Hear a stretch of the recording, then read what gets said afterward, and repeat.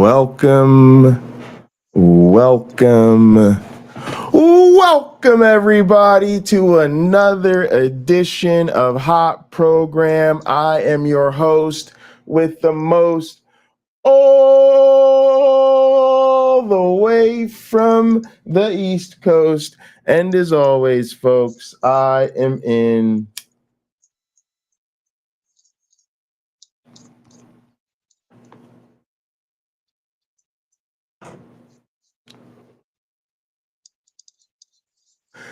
airplane in mode.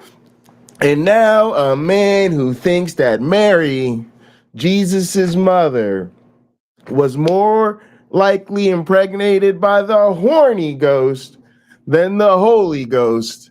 A man who needs no introduction. How you doing today, my one black friend? Hallelujah. I'm all right. How are you doing? I'm good. Whew, that was a big hit. I felt that. Let's get into this. I have a bit of an echo. Do you? Oh, hang on a sec. I have to change where this is coming from. No worries. This should be coming from there. All right, that should be better. Okay, testing. 1, 2, 3. No echo? No echo. Okay.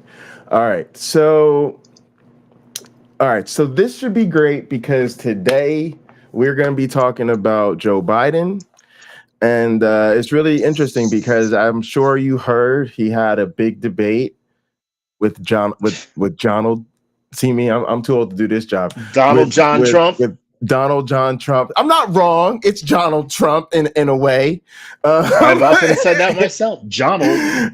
And I misspell his name, T-ump, with my big thumbs. So they had a big debate. It didn't go well for either of them, to be quite honest. No. But it didn't matter that it didn't go well for Trump. However, in the case of Biden, it sparked a lot of talk about, should he step aside? Is he fit for the office? Is he too old? And the plan was to get him back out on the trail and on TV as much as possible, so that the campaign could sort of get out in front of this narrative and show how vigorous and grand he is. And a big part of that was this weekend. He scheduled a big interview with George Stephanopoulos or whatever. I hope I'm saying that right, but I don't really care because I can't stand these jerks. But yeah, so they did a big interview. I think it was previewed on Friday or Saturday, and then the full thing came out over the weekend or whatever. So we're going to be taking a look at that. And for me, just having previewed it, like, it also gets into this thing that, you know, I kind of have with Joe Biden, which is I think he's arrogant. And really, and yes, and not like, you know, not in a way that's like not common amongst politicians at that level. But yeah, I think a lot of this, what we're seeing in real time, is him grappling with his age, his mortality, and just a lot of to me, like, his ego. Like, it's very clear from some of the things he say that his pride is wounded. But to me, this is like the Joe Biden narrative in a sense, because in a sense, America's never really been enthusiastic about Joe Biden. And he, like, repeatedly kept running for president. And the thing is, they kept trying to put as much of the machinery behind him as possible, but it was just never there. And then I think what you saw was finally in 2020, given the situation with Trump, you know, Joe Biden won. But I think now, and I think a lot of that was, you know, just the popularity he had in that moment and trying to beat Trump and the situation being what it was, and he had the machine behind him. But I think what you see now is some of that machinery themselves, like some of the party establishment and things like that, like, they're all nervous, you know, they're quivering in boots, they're not solid, they're not necessarily trying to force Joe Biden down our throats the way they have been.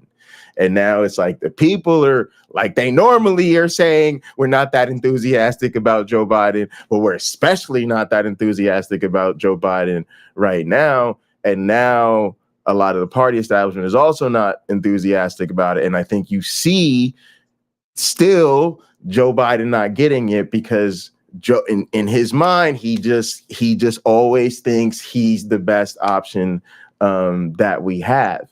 And that to me, that's always been part of his flaw. Go ahead. Sorry. We have a problem now.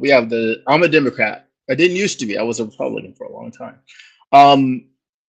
We have a problem. A lot of people in our audience are that way, probably.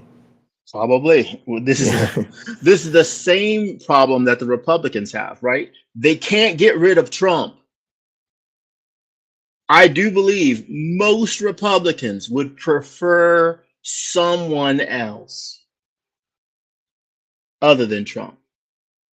At this point, and even 4 years ago, most Democrats, I believe, would have preferred someone else other than Joe Biden.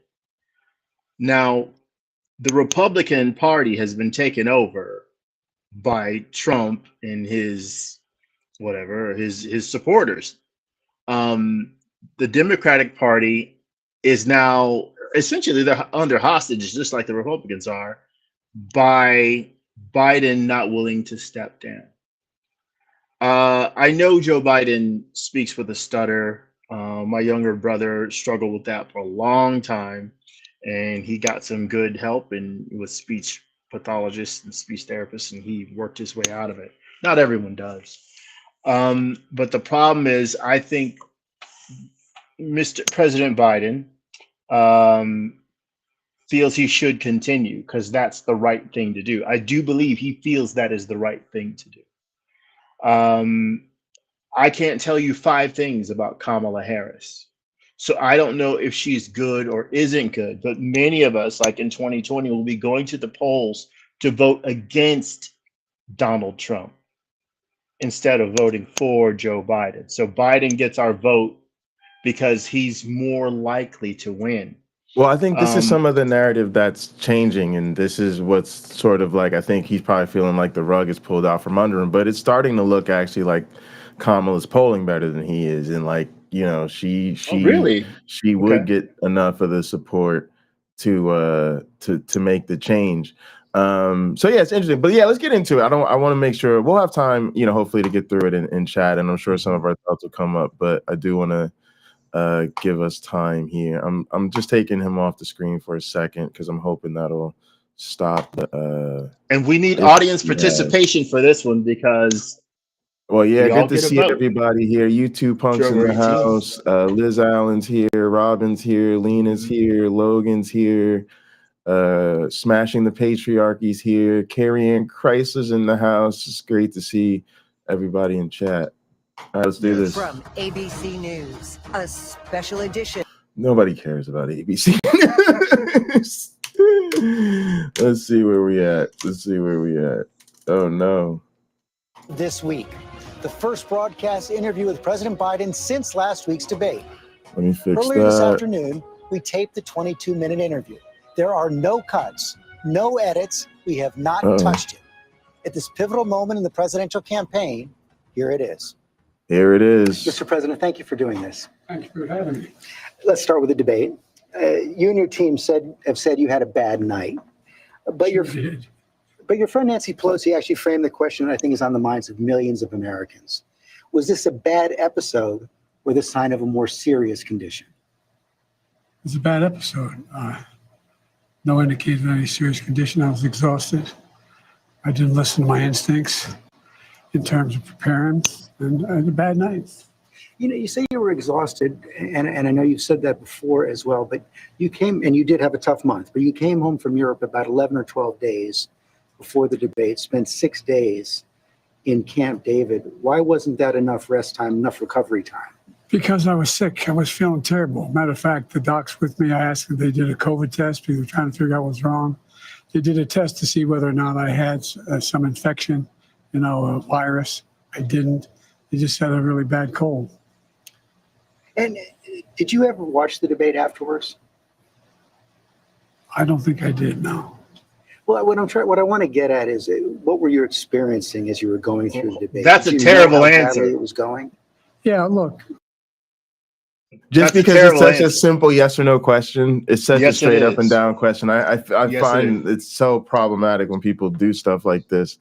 And yeah, because if you can't even just tell me just straight up, have you seen the debate or not, Joe? Like, just Exactly. have you seen it? Now, And I will give you No, this. I will give. Oh, go ahead.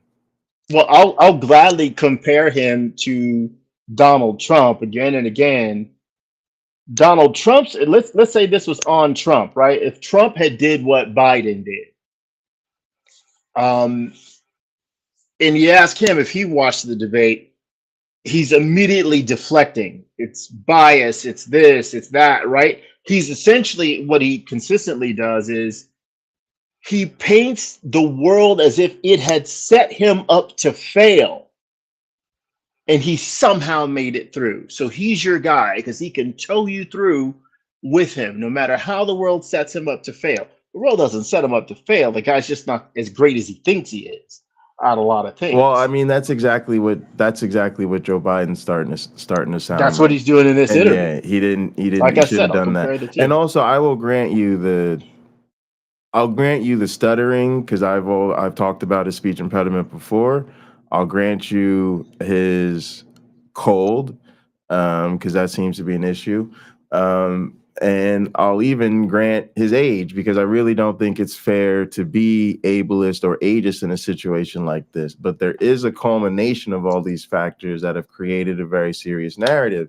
And I think there's a lot of other people who are also seeing a problem here, and they're acting in good faith. They're not necessarily trying to be prejudiced against Joe Biden strictly because of his age, but they're noticing age-related issues with his performance and with him in general, I would say, because I don't think it's just his debate performance. I think there's a lot of, things there. And we're in a moment now where this is a problem in our political culture. We saw this with RGB passing away while still in office. We saw this with Dianne Feinstein recently passing away while still in office.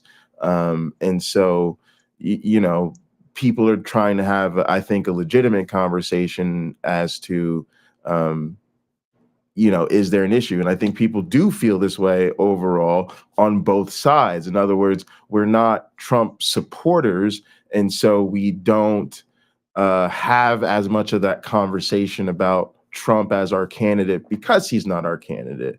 But that doesn't mean we don't also think that Trump is similarly showing a lot of age-related issues in decline that would be problematic, if not for the much greater problems, right?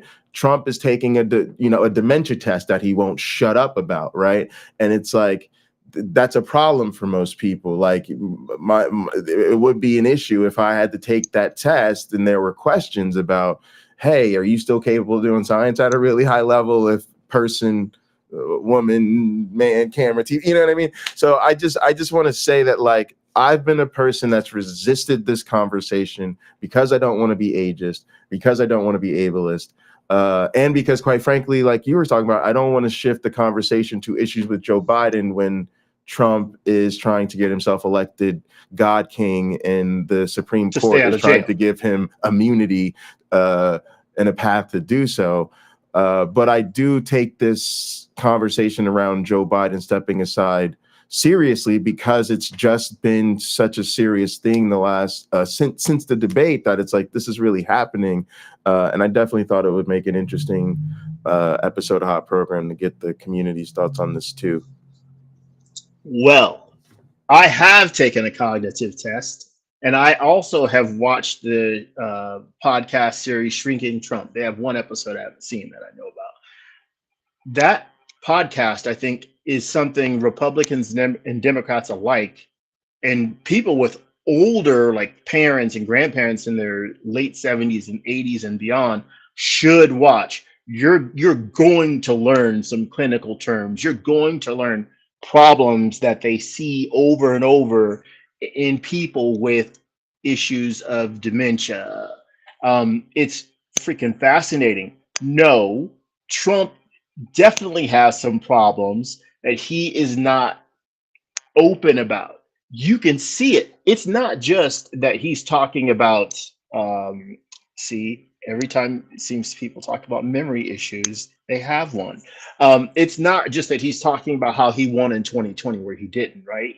He has core stories that he goes back to again and again.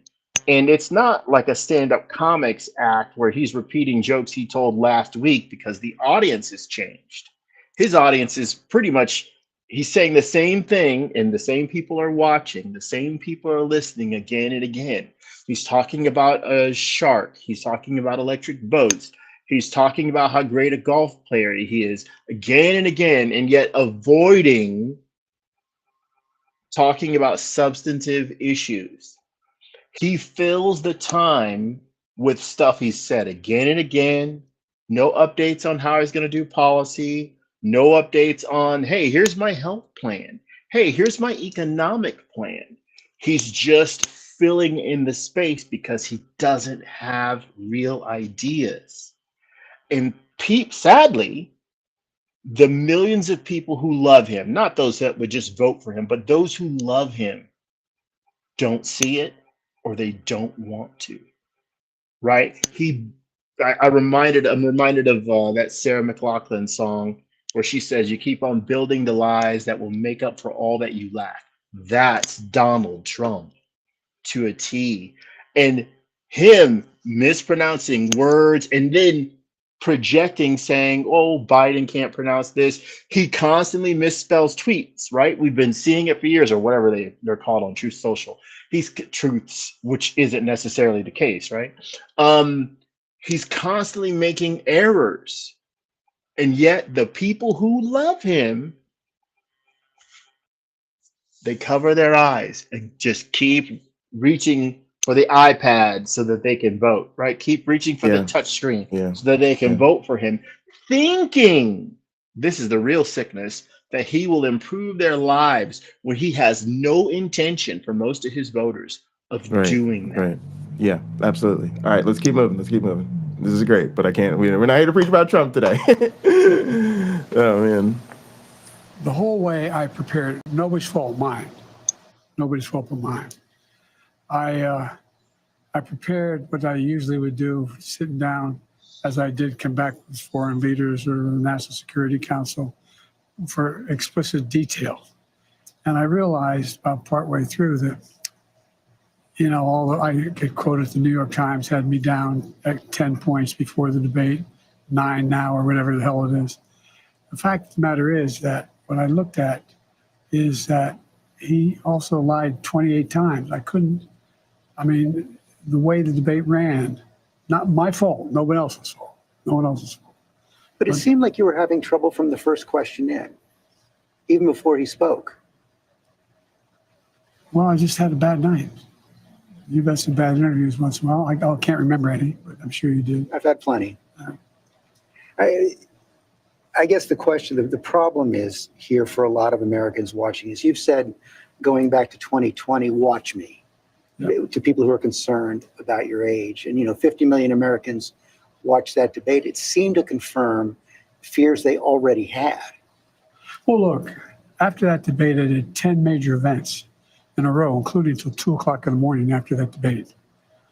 I did events in North Carolina. I did events in Georgia. Did events like this today. Large crowds, overwhelming response, no slipping. And so I just had a bad night. I don't know why. And how quickly did it come to you that you were having that bad night? Well, it came to me, I was having a bad night when I realized that even when I was answering a question, even though they turned his mic off, he was still shouting. And I let it distract me. I'm not blaming it on that. But I realized that I just wasn't in control. But part of the other concern is that this seems to have fit into a pattern of decline that has been reported on recently. New York Times had a headline on July 2nd, Biden's lapses are said to be increasingly common and worrisome. Here's what they wrote. People who have spent time with President Biden over the last few months or so said the lapses appear to have grown more frequent, more pronounced, and after Thursday's debate, more worrisome. By many accounts, as evidenced by video footage, observation, and interviews, Mr. Biden is not the same today as he was even when he took office 3.5 years ago. Similar reporting in the Washington Post and the Wall Street Journal. Are you the same man today that you were when you took office 3.5 years ago? In terms of successes, yes. I also was the guy who put together a peace plan for the Middle East that may be coming to fruition. I was also the guy that expanded. All right, this is just getting to be a lot. But okay, so this is just getting to be a lot. And this is part of Joe Biden's delusions of grandeur. Like, for him to sit there and think it was a good idea to say that he came up with the peace plan in the Middle East. What are you saying? What are you saying? Like, all right. What are you saying? Like, you literally, this is the most divisive issue of his campaign. It is the issue that has his debate. It's literally been the issue of protest all over the country. Like, that was not a good political decision. We were having a conversation that had nothing to do with Middle East. He absolutely does not need to hang his hat on he's had some sort of successful, but he's literally come out and said he's a Zionist. No. Pocket locker. I think we both have the temptation to veer off the topic on this because we'll want to be passionate about specific things that come up. No, I'm going somewhere else with this, but that was a bad move. He shouldn't have said that. That was stupid. What he's saying, it's not stupid. What he has to define based on the question he was asked, are you still the same guy? So what he has to define is continuity. When I came into office with a vision, right? Here are the things that will help me fulfill that vision. Here's what I was able to accomplish out of those things. Here's the work to still be done. He's beginning to describe that. And he says, I had a plan. But he stepped into shit. He stepped in the shit. This is his. It doesn't matter. Yes, it does. Okay, we can disagree about this, but there's no way you do this. There's no way that was a good move. He doesn't have a fucking plan for peace in the Middle East. I'm not gonna be gaslit like this. The motherfucker said he's a Zionist. You don't have to follow it. Zionist. He's pro-fucking Israel. Israel's not the only place in the Middle East. Why do you think people went to the fucking polls voting no, not committed? Because he's behind a fucking genocide. Y'all think it's a fucking game? This isn't a game. There's no way you go on fucking national TV bragging about a plan for the Middle East when you are considered the funder in chief of a fucking genocide. That was dumb. But the bigger problem statistically, most people in this country, are Christians. Ergo, they want Israel to be, to some degree, what the Bible says it is to be one day, right? Hashtag biblical goals. It doesn't matter. He's trying to convince his base that he is still the guy, and he should have stayed away from it. There's no way that you just don't. This is out of touch. This is him being out of touch. And that's exactly why I put what I put on the thumbnail, which is Joe Biden too old to be president or just too arrogant? And that was too arrogant. That was when you are out of touch with the base, you at least stay away from the issues that you are out of touch on.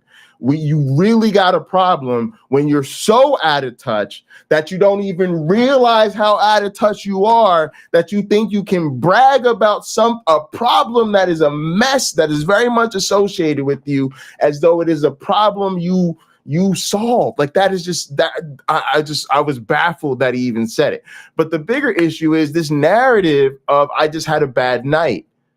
And actually I appreciate Stephanopoulos for holding his feet to the fire on this. That is not what people are talking about. People are talking about age-related issues, specifically with cognitive decline. And so, like, this whole, I've had a bad day, you've had a bad day, we've all had a bad day.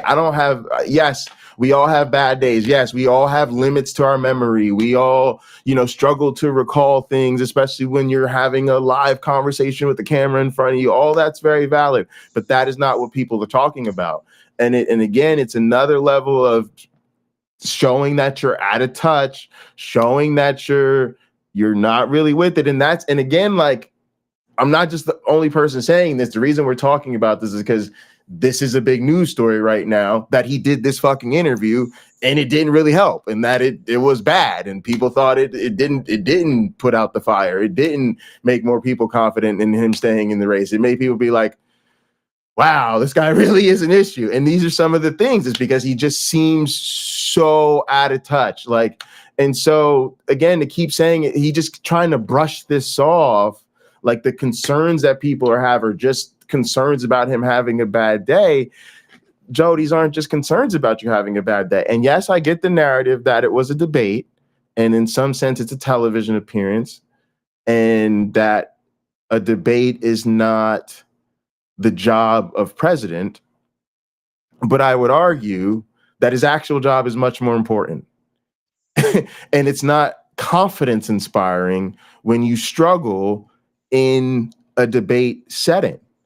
Also, the reality is we're talking about a presidential campaign.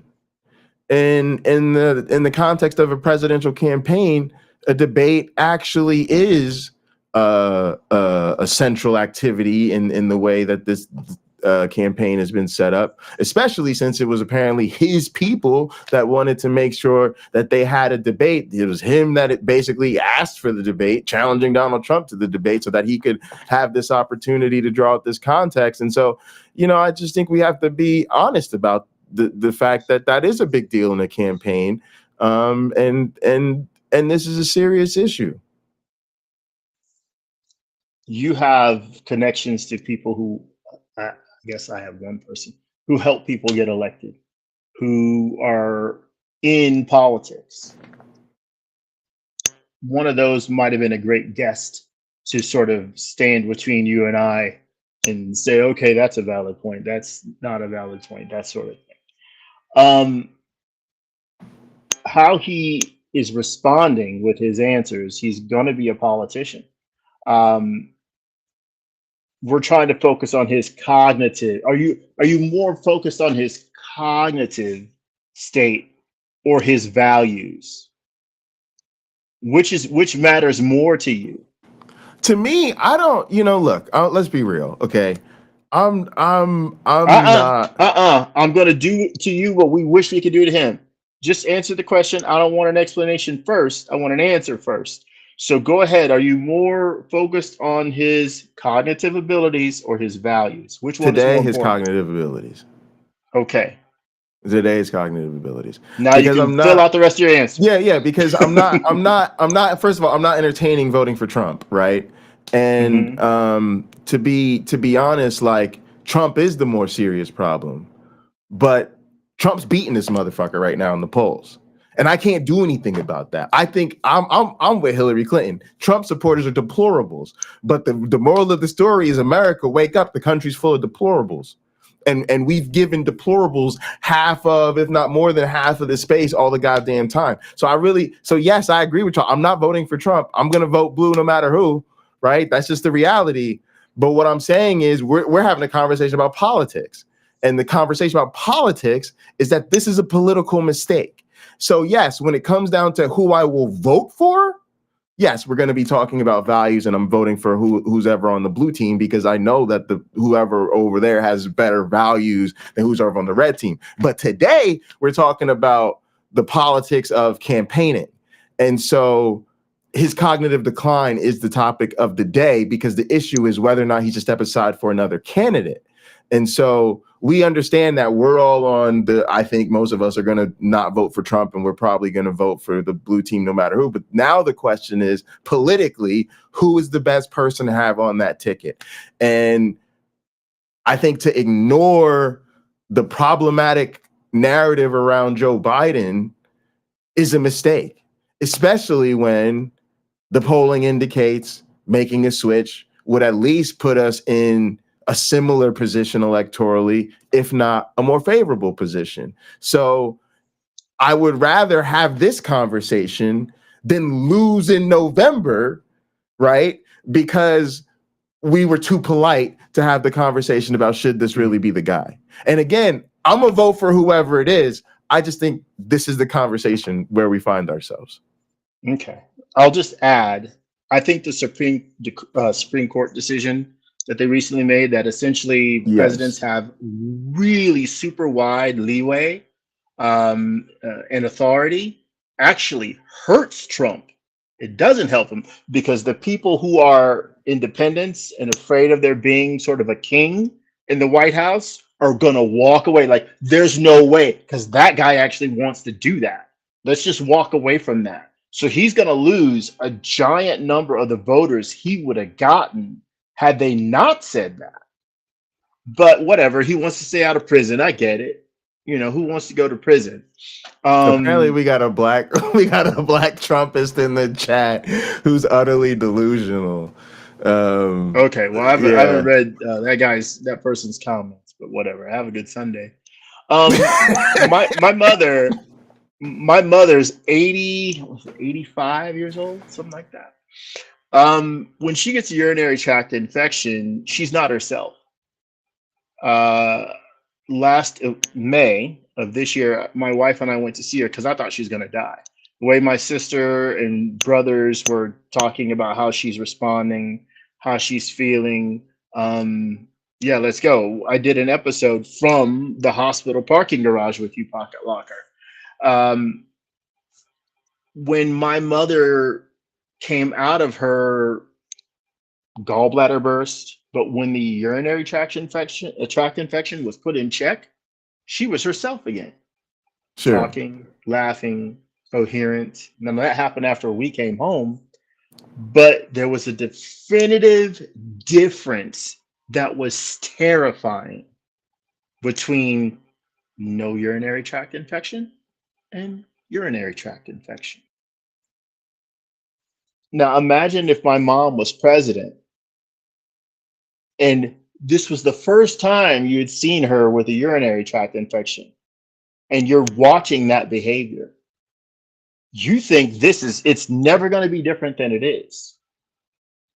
Could it be that whatever went on with Joe Biden in that moment is just an isolated occasion and not how he is most of the time? It's a great question, and my response would be hell to the no, no. Like no. No. I think that's who he is. Let me be extra real with y'all. Okay. I think Joe Biden's a fucking fraud. To be real with y'all, I think Joe Biden's a fucking fraud. Maybe this beer is better than I thought it was. But no, I really do. I think Joe Biden's a fucking fraud, and I think he's actually a conservative. Conservative wrapped in blue. Like, I don't think think about key issues to me.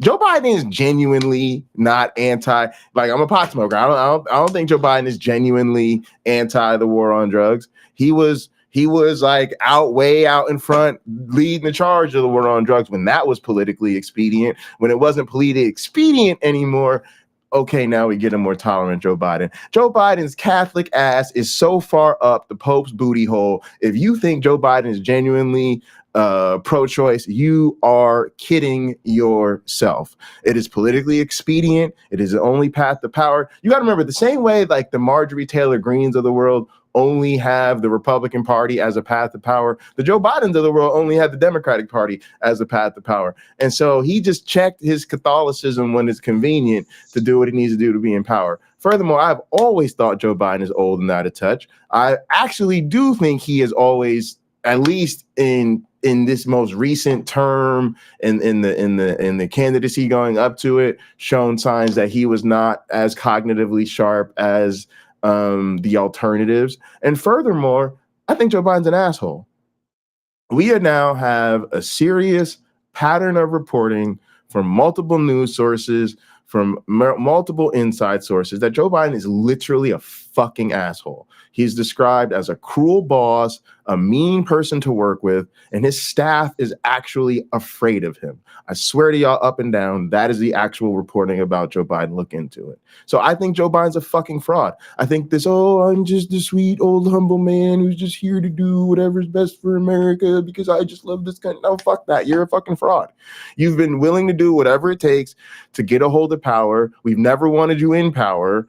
We have some secret unholy arrangement. You lied straight up. You promised to be a one-term president and lied about it. You promised to boost up Kamala and lied about it. You promised that you always do what's in America and you won't. And at the end of the day, he's an asshole. And this is an act. This is who he just pretends to be on camera. That you got it out of me. That's my real whole opinion about Joe Biden. Take that, George Stephanopoulos. That's how you get results. Screw you asking the same questions again and again. Yeah, all right, let's go. NATO. It's also through the economy. All the individual things that were done were ideas I had or I fulfilled. I moved on. And so, for example, well, that was true then. What's Biden done lately? Just today, just announced 200,000 new jobs. We're moving in a direction that no one's ever taken on. I know you know this from the days in the government. I took on Big Pharma. I beat them.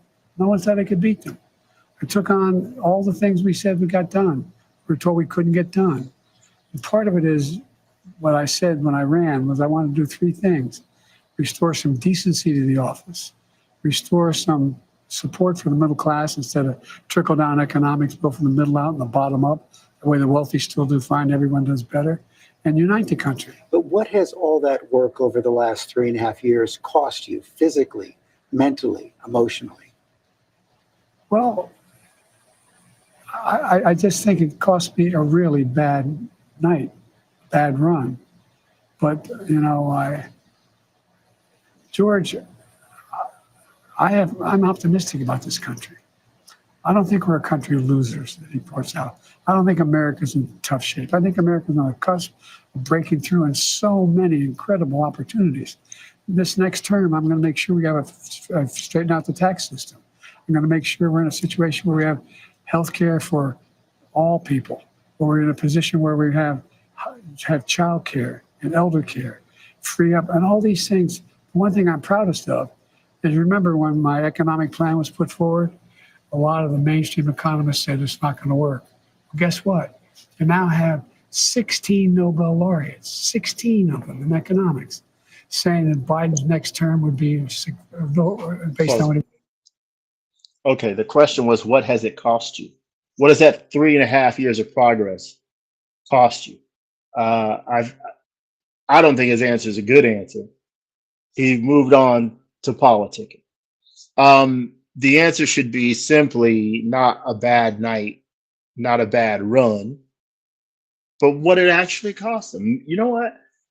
Maybe I've become more pessimistic. He's kind of saying he's become more optimistic because he's seen so many things that he and his team, the government, put into effect that actually worked. They are seeing actual positive results, movement forward from where Trump left off.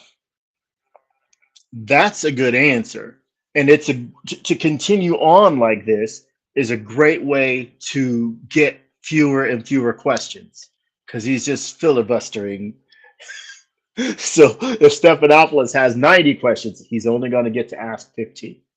Yeah, absolutely. And also, I really I think another miscalculation that they've made, in those who've been watching closely will probably know that it's definitely a calculation, and they made it quite some time ago, which was that they were not doing enough to brag about Biden's accomplishments, and they made a strategic shift from focusing on his policy positions and what he wanted to do to everything he had already done.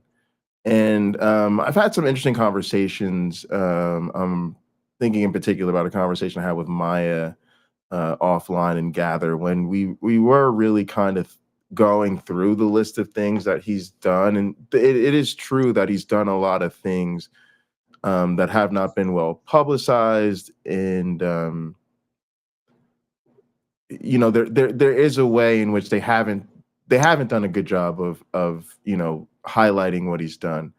But they have this other problem, which is now they're insisting that you feel great about everything he's accomplished. And it comes off, at least to me, as people who are clearly not working class or even middle class, and we know now most middle class people are living paycheck to paycheck and stuff like that.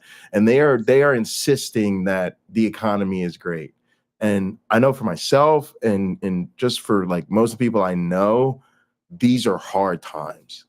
And I think it's very difficult to escape how hard of times these are. Thinking about my grandparents who, you know, they're you know, sort of in sunsetting and into where they're at in life. And they're dealing with the fact that the economy that they grew up on, where certain careers and certain lines of work were supposed to ensure a really secure and stable and healthy retirement, like that didn't happen for them. My mom, who's a corporate executive, she's struggling. I know I'm just sounding like myself and the people around me, but I'm trying to keep it. I'm trying to tell personal stories I know I can tell, but trust me, I'm relating this to a lot of my friends and just people around me. And it's just people are having a hard time right now. I don't know anybody who's really not, and that isn't like, you know, above a certain, you know, threshold. That again is just not what most people are dealing with, and I do think that's a mistake. I think it. You're doing too much of that. And again, what are the measures? And again, this comes off as more of that out of touch stuff. Like they always talk about, well, look at how well the stock market is doing. Who the fuck can afford stock in this goddamn economy? You know, look how great look how much money people are making on house. Yeah, and that's killing people. That's why nobody can afford their goddamn rent. Like it's just weird. It's just another out of touch thing. And I just want to mention it because we're talking about Joe Biden, but I hate when all of them do this narrative that you have to be happy about the economy. Like you don't know you're struggling to pay your bills. Again, what does it mean to say the economy is even great when we're saying most of the people, even in the middle class, are living paycheck to paycheck? That's an indicator the system is all fucked up. What it used to be, being middle class meant you weren't no longer living paycheck to paycheck. That's literally what it meant to be fucking middle class, was that you were no longer part of the working people who couldn't afford to miss a fucking paycheck because you wouldn't know if all your bills and shit would be taken care of. So now the entire middle class, most of them motherfuckers are also living paycheck to paycheck, and they really ain't feeling middle class no more. But you just insist on telling us the economy's great. Like you could do better. You could say, here's what I've done to help us get where we're at. Here's where I've done to improve where we were. That's still but not I'm answering the focused question. on where we got to go for. Oh, you asked a question to me. I'm just bitching about. I'm talking about the economy. Okay. Oh, you mean Stephanopoulos' question? That's right. Yeah, right. Of course. We'll see if he gets to that. Yeah, so we'll see if he gets to that. Here's the issue. But he was talking about the economy, so I wanted to go there. Okay, so you followed a career in science. My career, my education. You followed an education and a career in science. My education was in business. Weirdly, that's what I ended up doing. Ended up being in business, not my own, other people's. I tried. But if I were to talk to the millionaires in my family and ask each one of them what kind of year they're having, I think I might have one. I think my brother Rick might say, this year isn't as good as previous years. He will still make more money than 99.9% people in the world.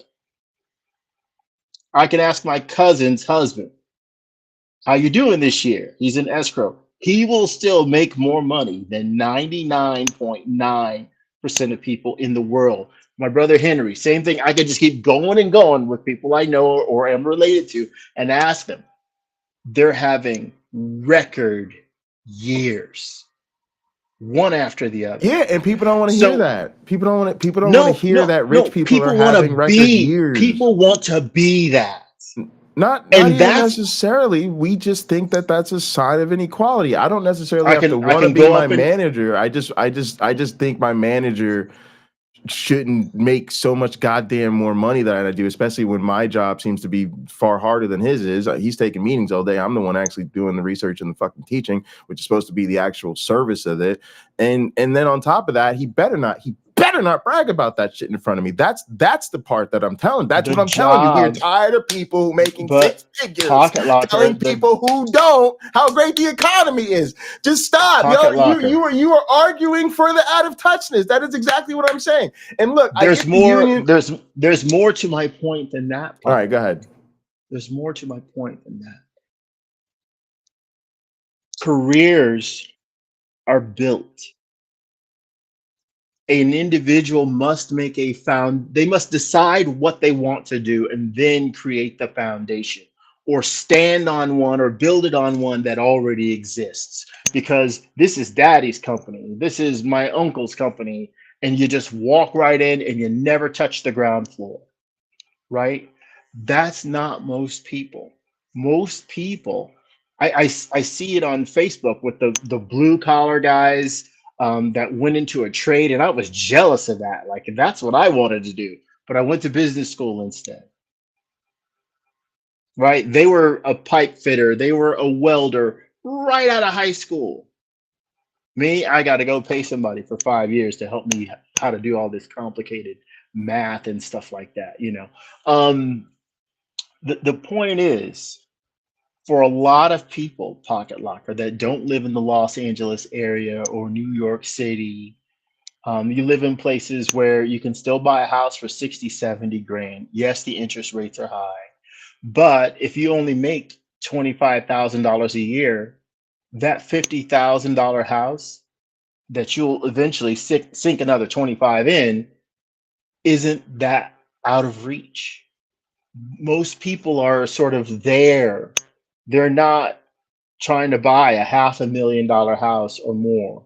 They might want I think what's happening there. is I think wages are not increasing that much. I think housing's skyrocketing, and so yeah, that's what I'm feeling. All right, so I don't think we're gonna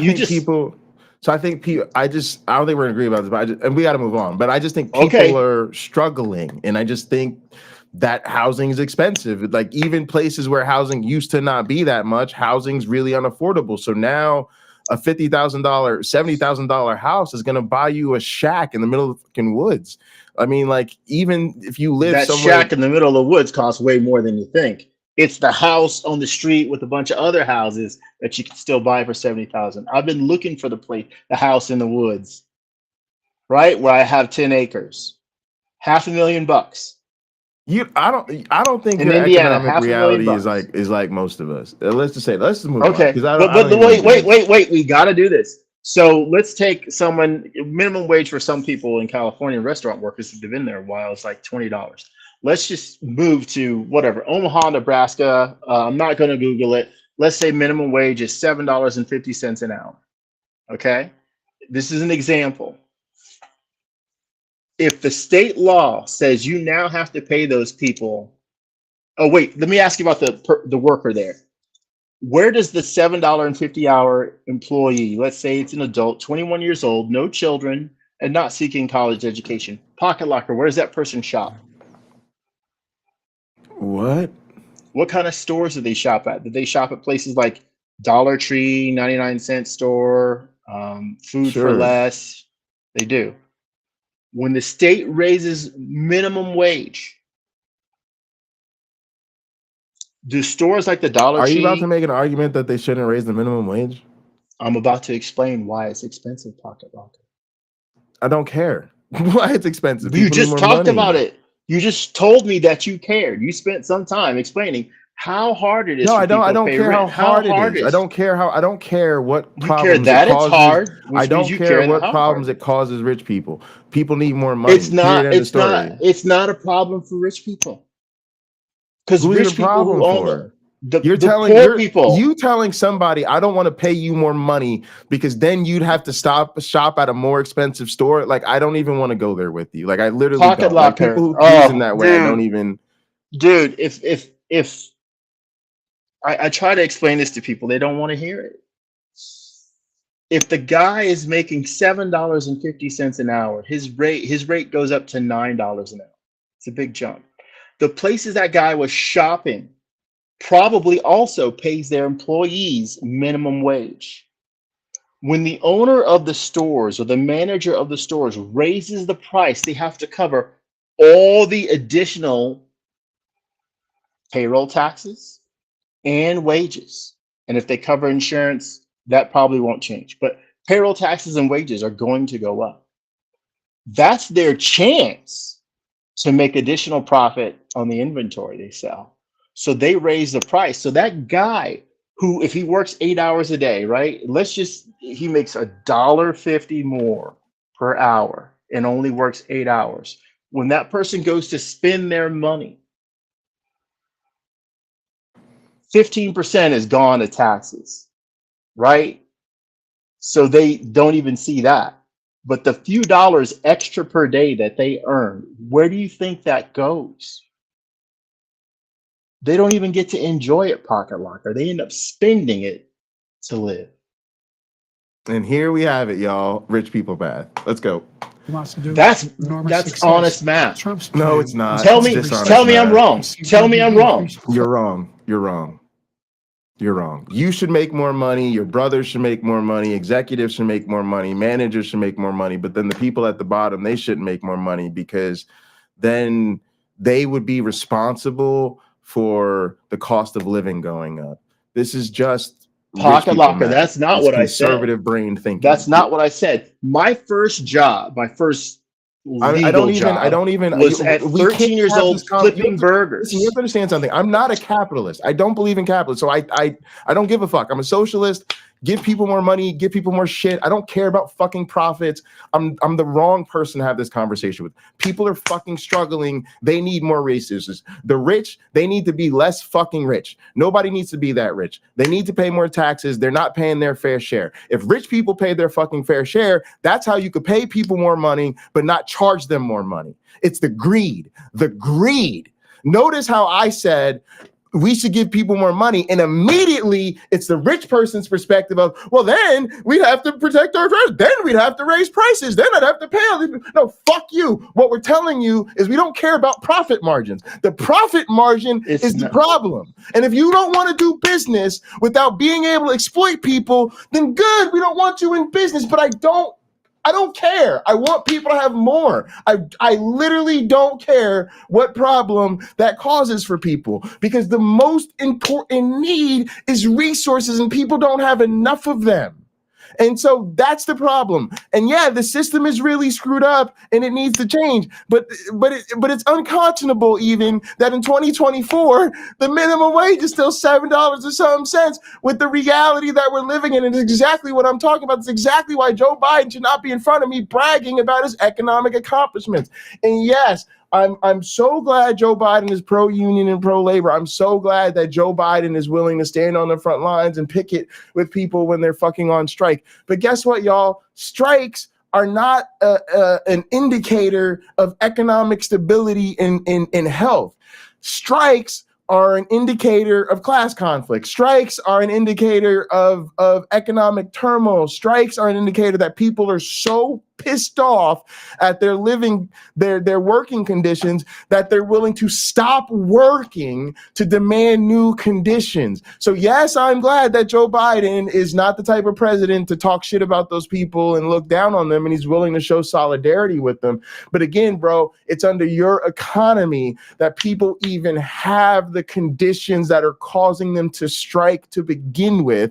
And that is exactly what I'm talking about when I say it feels like gaslighting, that all of these strikes and all this economic strife and turmoil is happening, and then you insist as a wealthy person in power that poor people just believe you when you say the economy is great, and ignore the fact that the realities of the decisions they're making at the grocery store, the decisions they're making in their childcare, the decisions they're making in their transportation, the decisions they're making in their housing, that are hurtful, difficult decisions for people to make because they don't have enough money. And so the principal problem is that if you're going to keep the system the way it is, people don't have enough money. And so you have to give people more resources in the economy we have.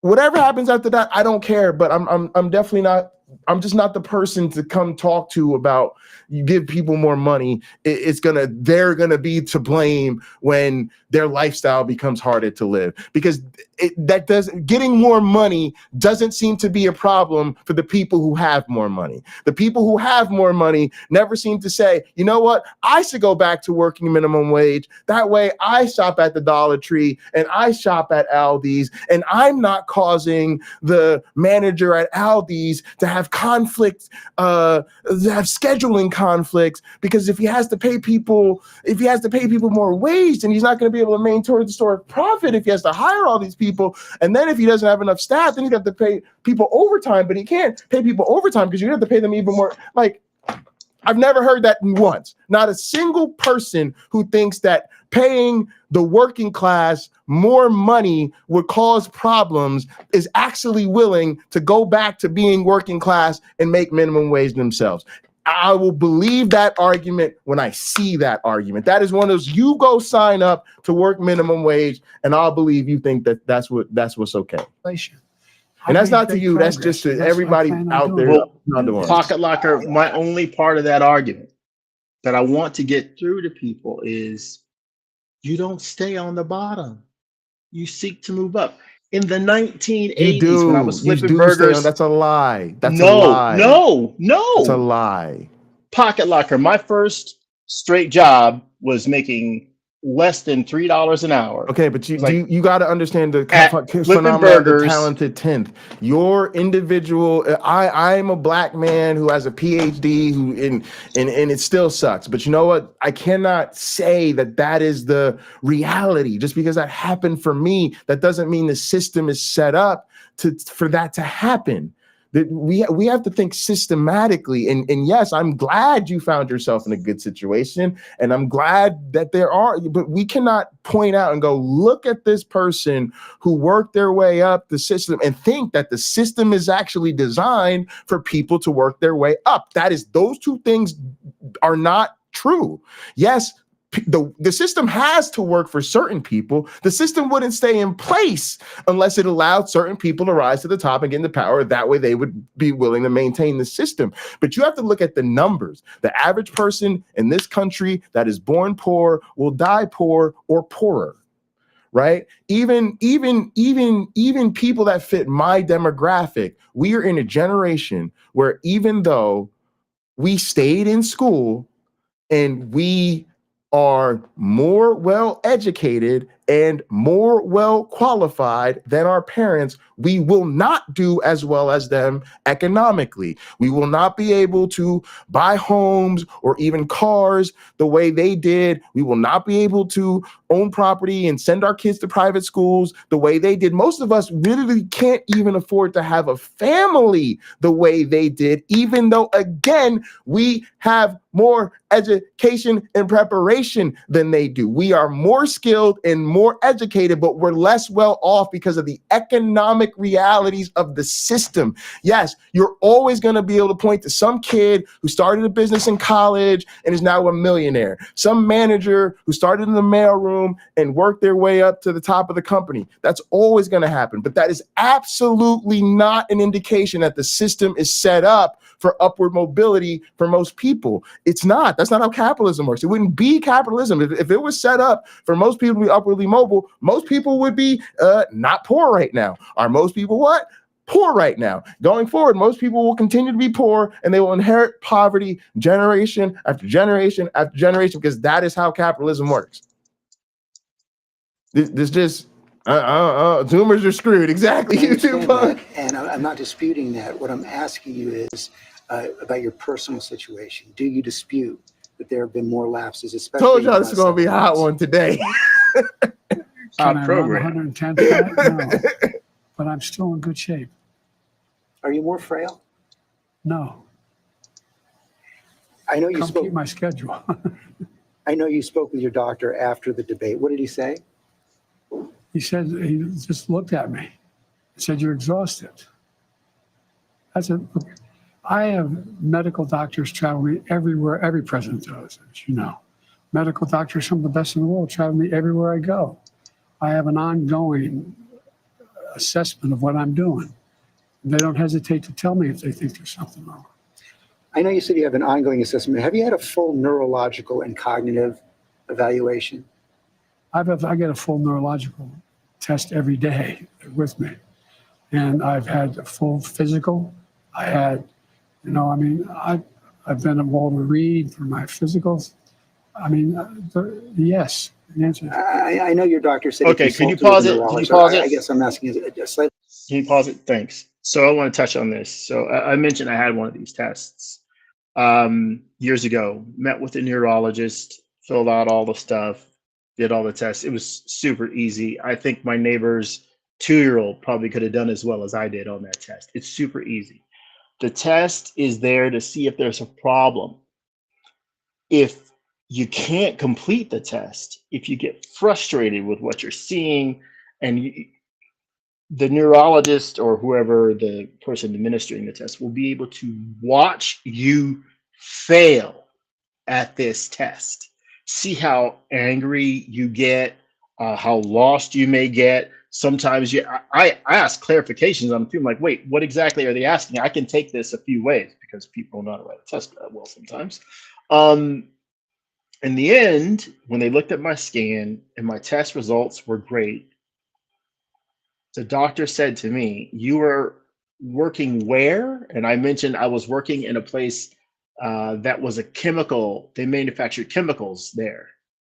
And she goes, "Chances are you were having a bad reaction to your environment. There's something in that environment that wasn't very good for you, and you're reacting to it." And she explained, in the way that a person has an allergy, I was having some neurological scares as a result of being in that environment. She goes, "You don't have those now, do you?" I'm like, "No, I don't."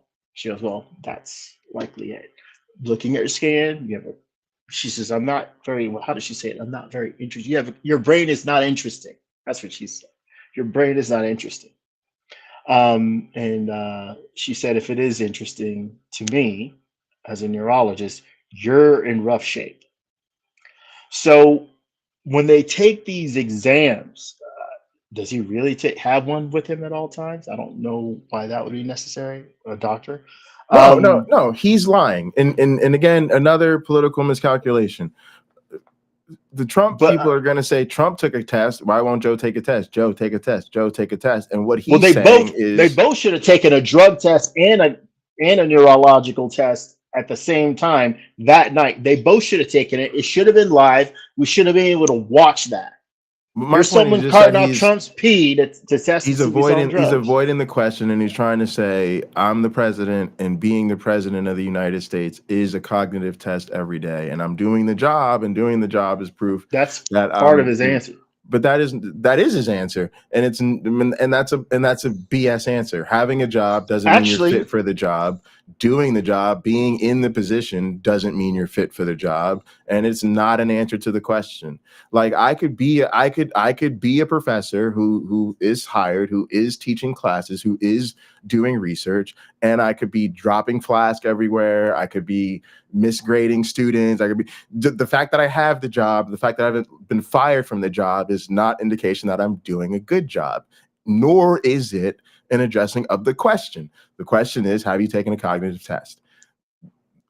I believe my job serves as a this is again more patronizing, out of touch politician, just not being able to just be straight up about it. Joe, I guarantee you he passes that test. If my mom, let's go back to my mom. So then why doesn't he just take it? So then he should have just taken it. Well, he should. You'll get no disagreement with me there. That's what I'm just saying. It's a political misstep. I could guarantee you, if my mom had a urinary tract infection and you gave her that test, she's going to do poorly on it. But here's another thing. So back to that. Like, I think that's part of the issue. Like, first off, your mom is not the president, right? And I can look at my grandparents, for instance. Like, there was a time, like they were good. They could handle the church's business and preach and do all that stuff. They still think they could do all those things now. But the reality is their decline is severe, and they're not. but they don't recognize it. And yes, they do have those moments of lucidity, but that ratio starts to change. And as you become older, yes, you may not be yourself when you have a cold or urinary tract infection and but you're much more likely to have those things the older you get. And so I think that, again, it's a valid concern. We don't really want a president that's going to be sickly or in and out of the hospital, because, you know, it's like they say in sports, availability is the best best ability. And I think it's just reasonable. Like, the thing that bothers me so much, I guess, about all this is it feels like a dodge. And I don't understand why he would be dodging this way unless he was insecure about it. Me personally, I've seen a lot of cognitive decline in Joe Biden. I think this feels like, I just didn't want to go there. And I feel like, to me, this is people just kind of catching up with what has been very obvious to me. But it's a huge problem in the whole system, because we've never decided what to do about age limits. We will say you have to be a certain age to qualify. There's a certain minimum age, but we've never dealt with a maximum age. And the truth is, people decline as they age. We know this.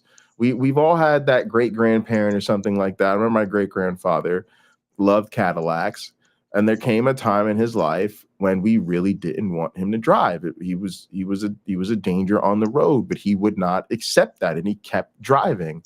I'm sure other families have had those take the key conversations. They almost become a cliche. Now imagine the keys is the goddamn nuclear codes. That's what we're dealing with.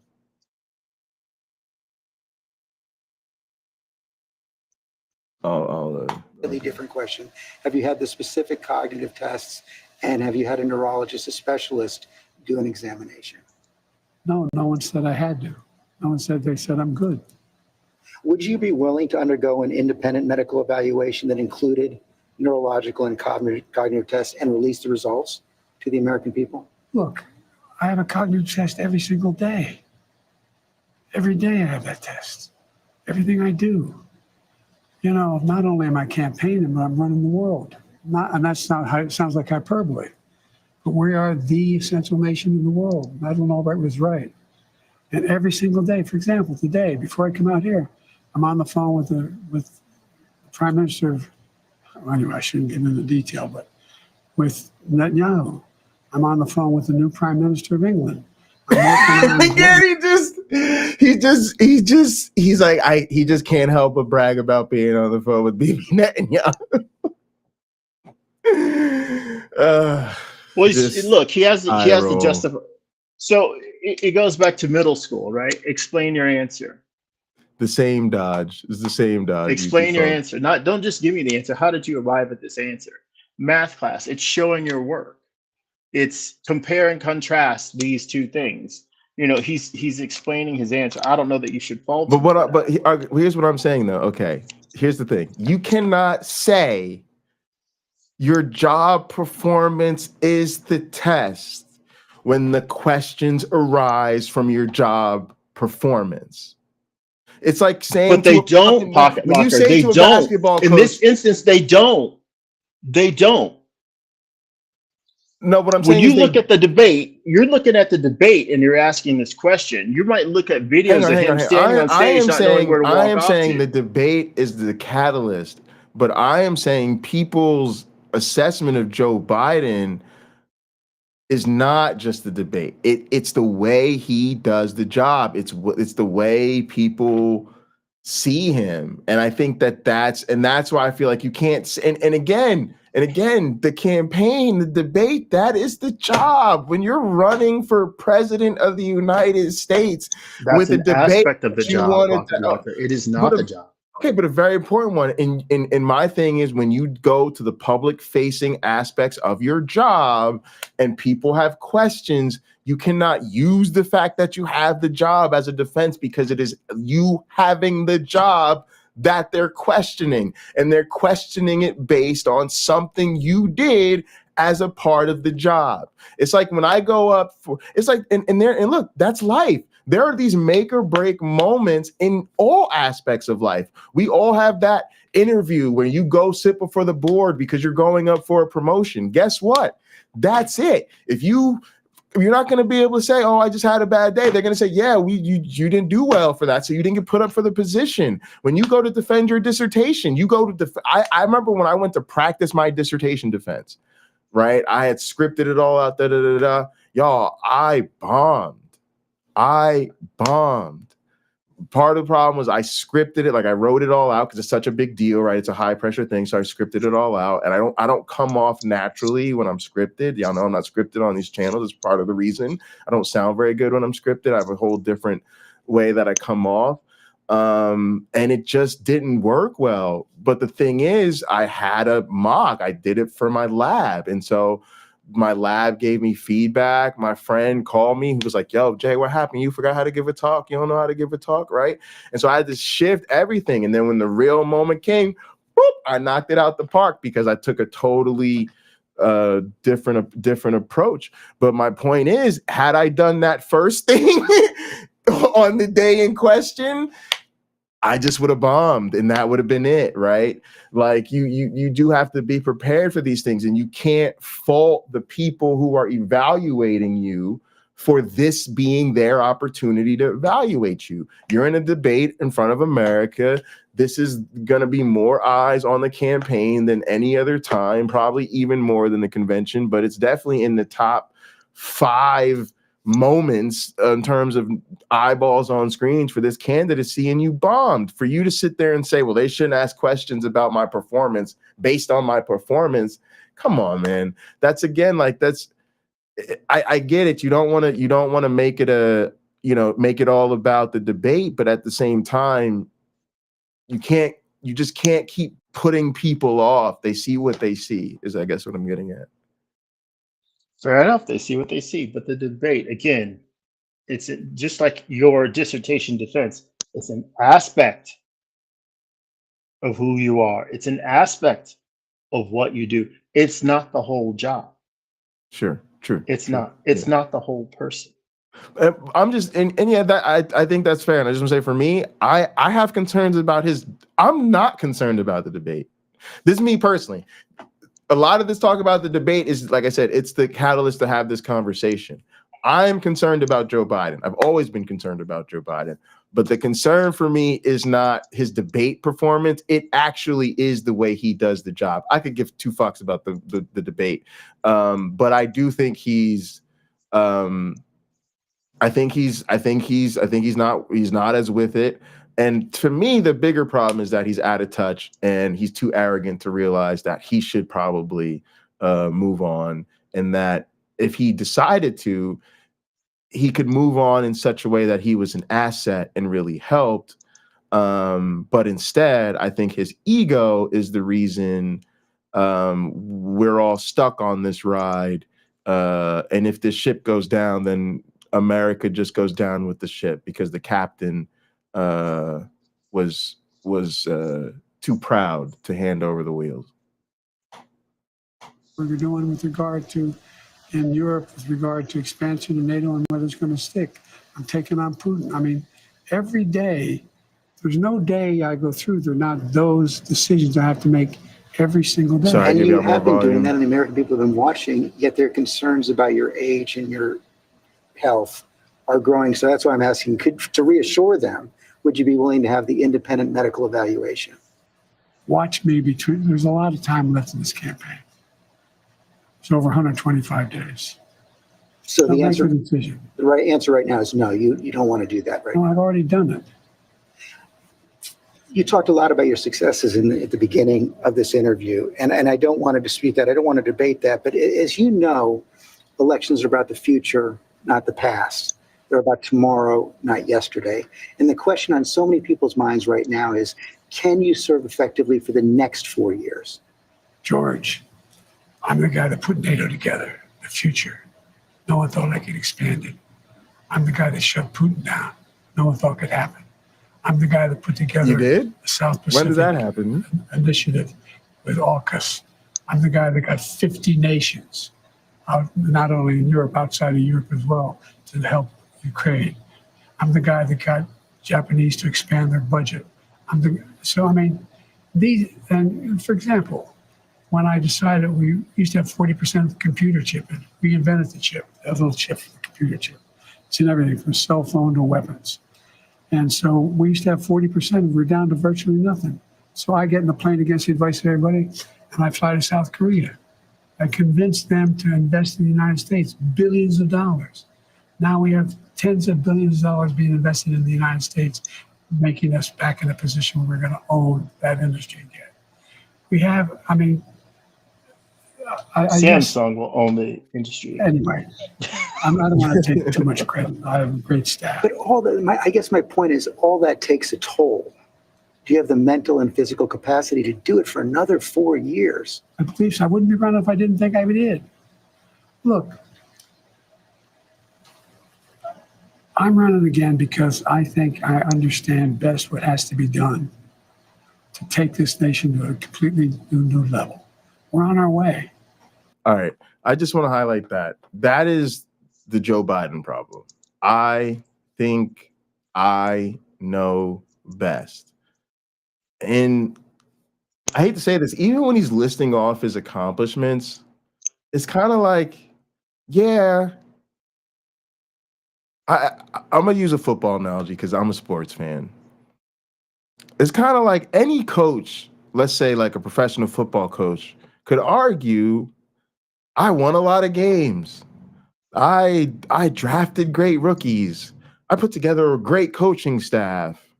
I got us to the playoff 3 times, right? The question is, yeah, but you've been coached for 8 years. And now the question is, would somebody do more? We'd like to make it to the conference finals, or we'd like to, win the goddamn Super Bowl. So the question is not like all the things you've done. The question is like going forward, would somebody do more?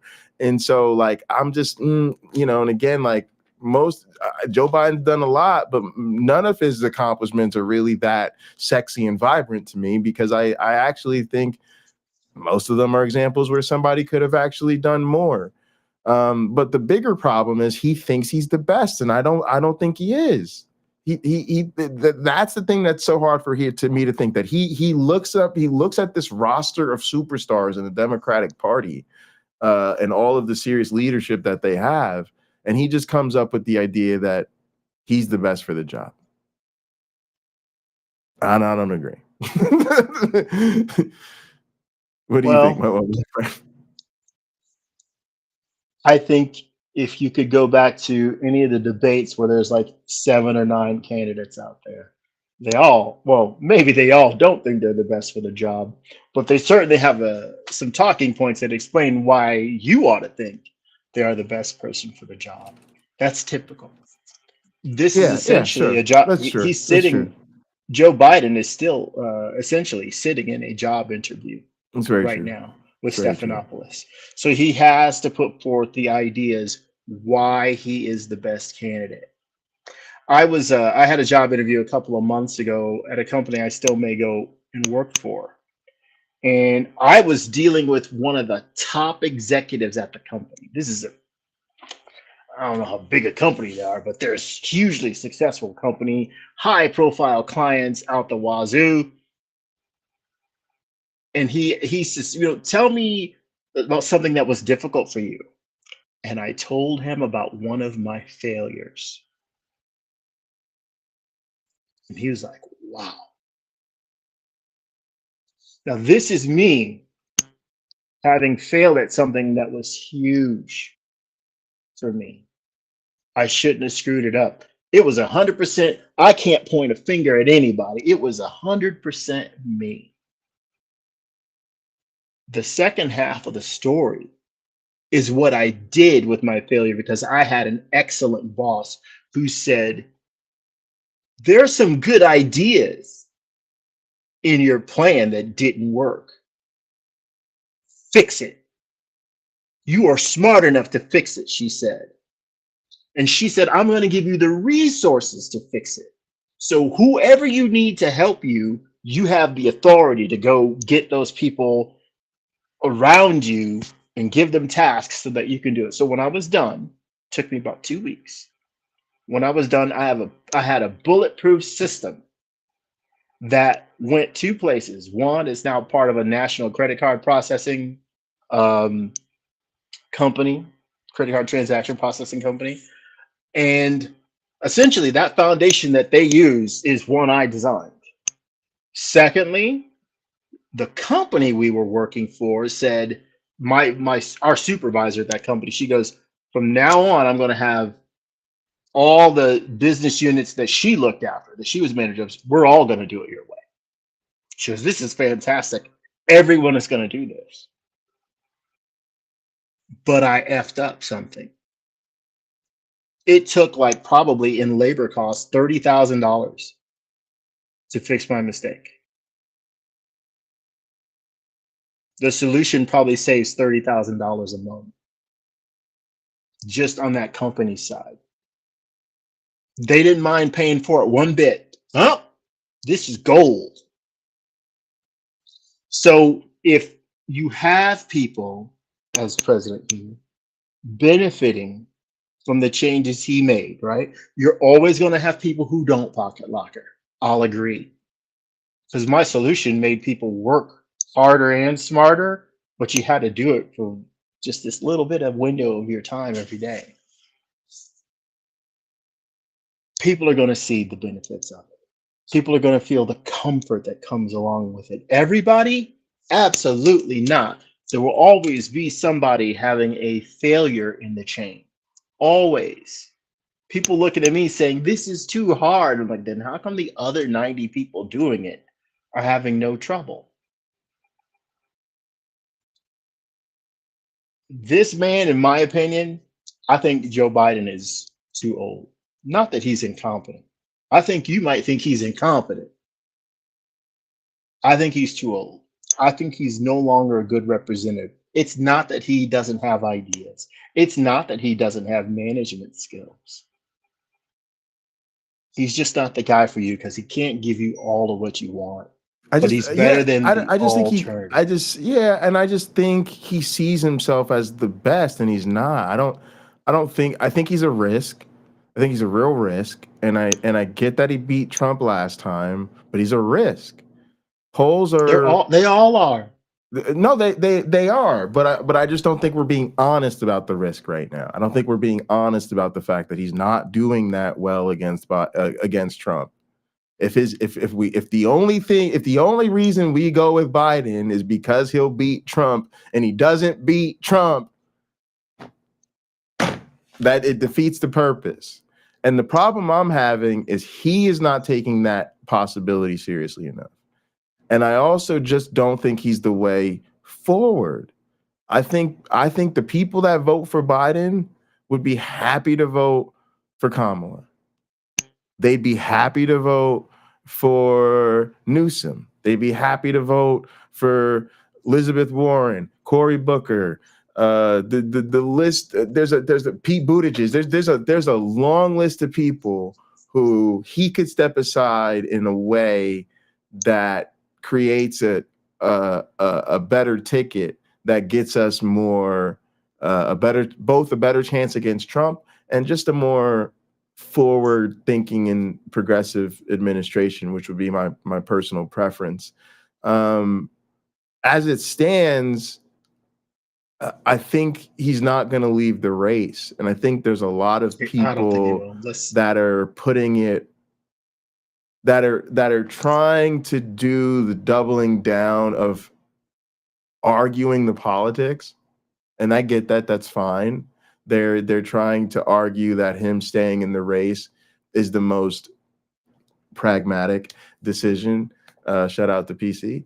But I'm just trying to highlight that for me, the number one barrier to changing the course of action, if that were to be a possibility, is actually Joe Biden's ego. And I think people, at least from my seats, should be like, I just think we should be realistic about it, because I don't want that to get lost in the sauce, right? Like all this talk about it. No, at the end of the day, I think it just comes down to Joe Biden reading the tea leaves. If most of us were in this situation, we think we'd have to take this conversation very seriously. He seems to think he can be above taking this conversation very seriously. And I just think it's his ego and his pride. Yeah, let's try to get through some more of it. Yeah. We're on our way. And look, the decision recently made by the Supreme Court on immunity, you know, the next president of the United States, it's not just about whether he or she knows what they're doing. It's not about a conglomerate of people making decisions. It's about the character of the president. The character of the president. That's true. Whether or not this Constitution is employed the right way. Let me ask you a tougher, more personal question. Are you sure you're being honest with yourself when you say you have Fantastic enough question. capacity? Oh, yeah, it's a to great serve another question. 4 He's done years? good Yes, with the I am, question. because George, the last thing I want to do is not be able to meet that. I think, as some of the senior economists and senior foreign policy specialists say, if I stop now, I'd go down in history as a pretty successful president. No one thought I could get done what we got done. But are you being honest with yourself as well about your ability to defeat Donald Trump right now? Yes. Yes, yes, yes. You say that, and let me challenge you. Sure. Because you were close, but behind going into the debate. You're further behind now by any measure. It's been a two-man race for several months. Inflation has come down. In those last few months, he's become a convicted felon, yet you're still falling further behind. You guys keep saying. Y'all, I know we're gonna let Joe Biden do his little tap dance, but y'all, I'm feeling that. And look, let me say this. Polls are up and down, they're wonky, they shift, they're time dependent, all of that. There's limitations on that's true. But there's also political realities, okay? And I think the political reality, no matter how you slice it or how you do the poll, is this is a race, right? In Earth One, if the world wasn't full of Trump monster deplorables, right, there would be no race. It would be like, would you vote for Biden or Trump? People would be like Biden, obviously. And when we did polls, it would be like 95-5, right? Because there's just, there's just some real diehards out there, right? Like in any sensible world, there's no comparison. And Joe Biden should be so far ahead of Donald Trump that this is like over already. And then the only conversation we're really telling people is like, no, you really have to vote. Like, you should vote. But the polls are saying he's like ahead by like 90 points. Look, you really just vote. Just fucking vote, right? Like, that should be the conversation, right? Mm-hmm. But it's not. And we need to, it's not, y'all. That's not the Trump is in this thing. Okay? Trump is in this thing. I would tell people all the time, if I could tell you that I was confident that Donald Trump could not win this race, I would tell you that. But I won't tell you that because I'm not confident Donald Trump could win this race. If we go to sleep tonight and the election is tomorrow, I am really not confident that Donald Trump is not the next president of the United States. He really might win this thing. And this is the point, y'all. The sleaziness, the scandals, we're post January 6th. We now got a conviction. He got 34 felonies. The Supreme Court just said he's immune. None of that matters to these people. None of it. So this is the situation we're in. And the fact that there are a lot of good polls out there that are showing that Trump is beating him, very feasible. The fact that he's fallen further and further behind after this debate, the performance, we almost know that to be the case. It was a disaster. So does it really not make sense that you had a really bad performance in front of the whole nation and now your poll numbers are slipping? No, that adds up. That tracks. We got to deal with this. Because this could be where we're at. It's scary. Well, you'll remember before the 2020 election, Trump was running around wooing crowds with his BS, and they were lapping it up. Biden, you hardly saw anything out of him, and he beat him because sensible people showed up to the polls and voted for Biden. Or, in my case, and those like me, we came out in mass and voted against Trump. Sure. We didn't want the Trumpster fire that we had just seen. a guy who can barely manage, who can't even manage himself, let alone a nation. Sure. Let alone But COVID, look, right? let's be clear too, I'm though. That was a sure. race. That was a hell of a race. And even then, it looked a little bit more. We were more confident then that Biden would have a more decisive victory. And it really did come down to narrow margins in a couple swing states. So, well, you got the cheating that went on in Texas, where they're closing polls and making it harder for people to vote, right? To try to give Trump the advantage. To me, that's election interference. If I got elected, we're getting to the bottom of that, and people are going to jail. All I'm just saying is he didn't beat him by a lot last time, and there's really good reason to believe he might be having a harder time. You don't have to. He doesn't have to, but look, I'm just saying. I used to love sports. I still watch track and field on occasion. I couldn't win at any of that and never could, right? But it's down to tenths or hundredths of a second, and maybe even thousandth of a second. That tells you if you won, if you're national champion or world champion. And if you become world champion, your record could stand for decades. But I'm a place, but let me just say that doesn't mean that another guy like a Usain Bolt comes along, right? Is Usain Bolt a better athlete than Jesse Owens? Or you can compare people in the same yes, that's my events. point. That is my point. You're making my point for me. It's about the margins. And so if you got a candidate that's going to do better in the margins, you run them instead. If I think I'm looking at your times, that's what the polls are. Polls are your practice times. If I'm looking at your practice time and your practice time says you're 9 milliseconds behind Trump, that's a problem. Do I think you could beat him? Yeah, but you got to have a really good day and he's got to have a really bad day. Somebody else comes along and their practice time is 3 milliseconds ahead, 4 milliseconds ahead. You go put your person who's 4 milliseconds ahead in the, if you can, but if you can't, if you ain't got that many slots, you put in who gets the most desirable lane. Like, you always focus on the runner who's got your best time. You always focus on your run who's got the best time. Hey, now, George, you know polling better than anybody. Do you think polling data is accurate as it used to be?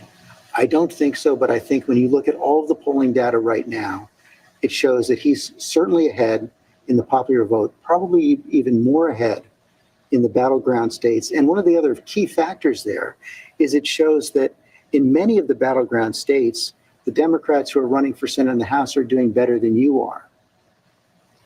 Well, that's not unusual in some states. I carried an awful lot of Democrats last time I ran in 2020. Look, I remember them telling me the same thing in 2020. I can't win. The polls show I can't win. Remember 2020, the red wave was coming. Before the vote, I said, that's not going to happen. We're going to win. We did better in an off year than almost any incumbent president ever has done. They said in 2023, all the tough races, we're not going to win. I went into all those areas, all those districts, and we won. All that is true, but 2020 was a close race, and your approval rating has dropped significantly since then. I think the last poll I saw was about 36%. The number of Americans who think you're too old to serve has doubled since 2020.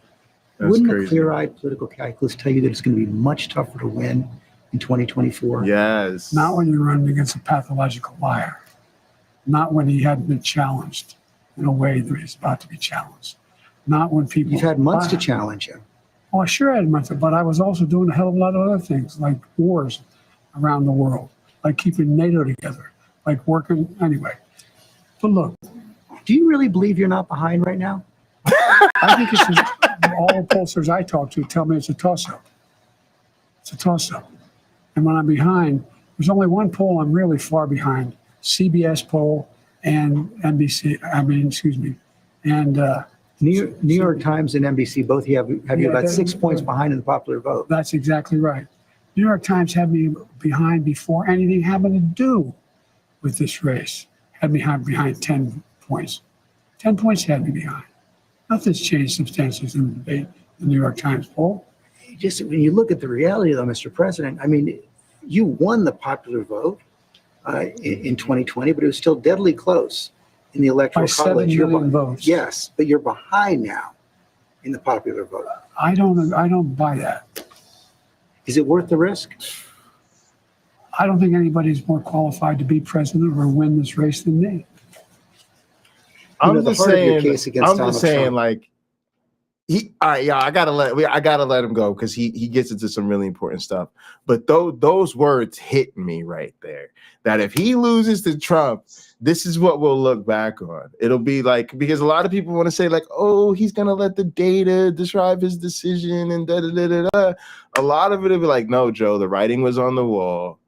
The poll number shows you were behind. We had an opportunity to change course. You just wouldn't buy it. You just wouldn't buy it. It gets better though, y'all. Putting his personal interest ahead of the national interest. Exactly. You just said I don't buy it. I don't buy that. You say that by staying in the race, you're doing. I don't have faith in that. Oh, come on. Well, I don't think those critics know what they're talking about. They're just wrong. It's wrong. Look, Trump is a pathological liar. Trump is, he is. Have you ever seen anything Trump did that benefited somebody else, not him? You can't answer, I know. I've questioned him and his allies as persistently as any journalist has. No, I know you have. I'm not being critical. Yeah, Stephanopoulos answer the question. But look, I mean, right? The man is a congenital liar. As I said, they pointed out in that debate he lied 28 times or whatever number, over 20 times. Talk about how good his economy was, how he brought down inflation, how this is a guy who, unlike only other president other than him is Hoover, who lost more jobs than he created. This is a guy who told us to put bleach in our arms to deal with COVID, with over a million people died. This is a guy who talks about. I think all this is a deflection. The healthcare. It doesn't matter. This is a guy who wants to give the power back to big pharma to be able to charge exorbitant prices for drugs. This is a guy who wants to undo every single thing I've done. Okay, I'm gonna just say this.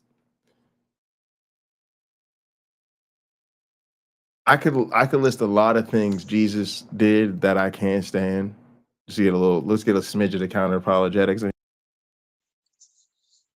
I can make a laundry list of things Jesus did that I don't condone.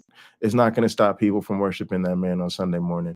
When I say it doesn't matter, I don't mean to say that I don't care about the terrible things Donald Trump has done or just what a terrible human being he is. I'm just saying electorally, it doesn't matter right now. Trump supporters are going to vote for that man no matter what. Y'all, it turns out when he said I could shoot somebody in the middle of Fifth Avenue in the middle of New York City and not lose any supporters. Yeah, he wasn't messing around. For once in his life, Donald Trump was telling us the truth. We just didn't want to hear it. But here's the problem with that. In a way, that's not saying that Trump is the problem that we need to solve. Right? There's a blemish on the fabric of America. If that's true. Why is it so important that this person be able to deceive his supporters, abuse them, take their money, and it's okay? I'll give you a Bible quote that's one of my favorites. Oh, that my head were waters and my eyes a fountain of tears, that I may weep day and night for the slain of my people.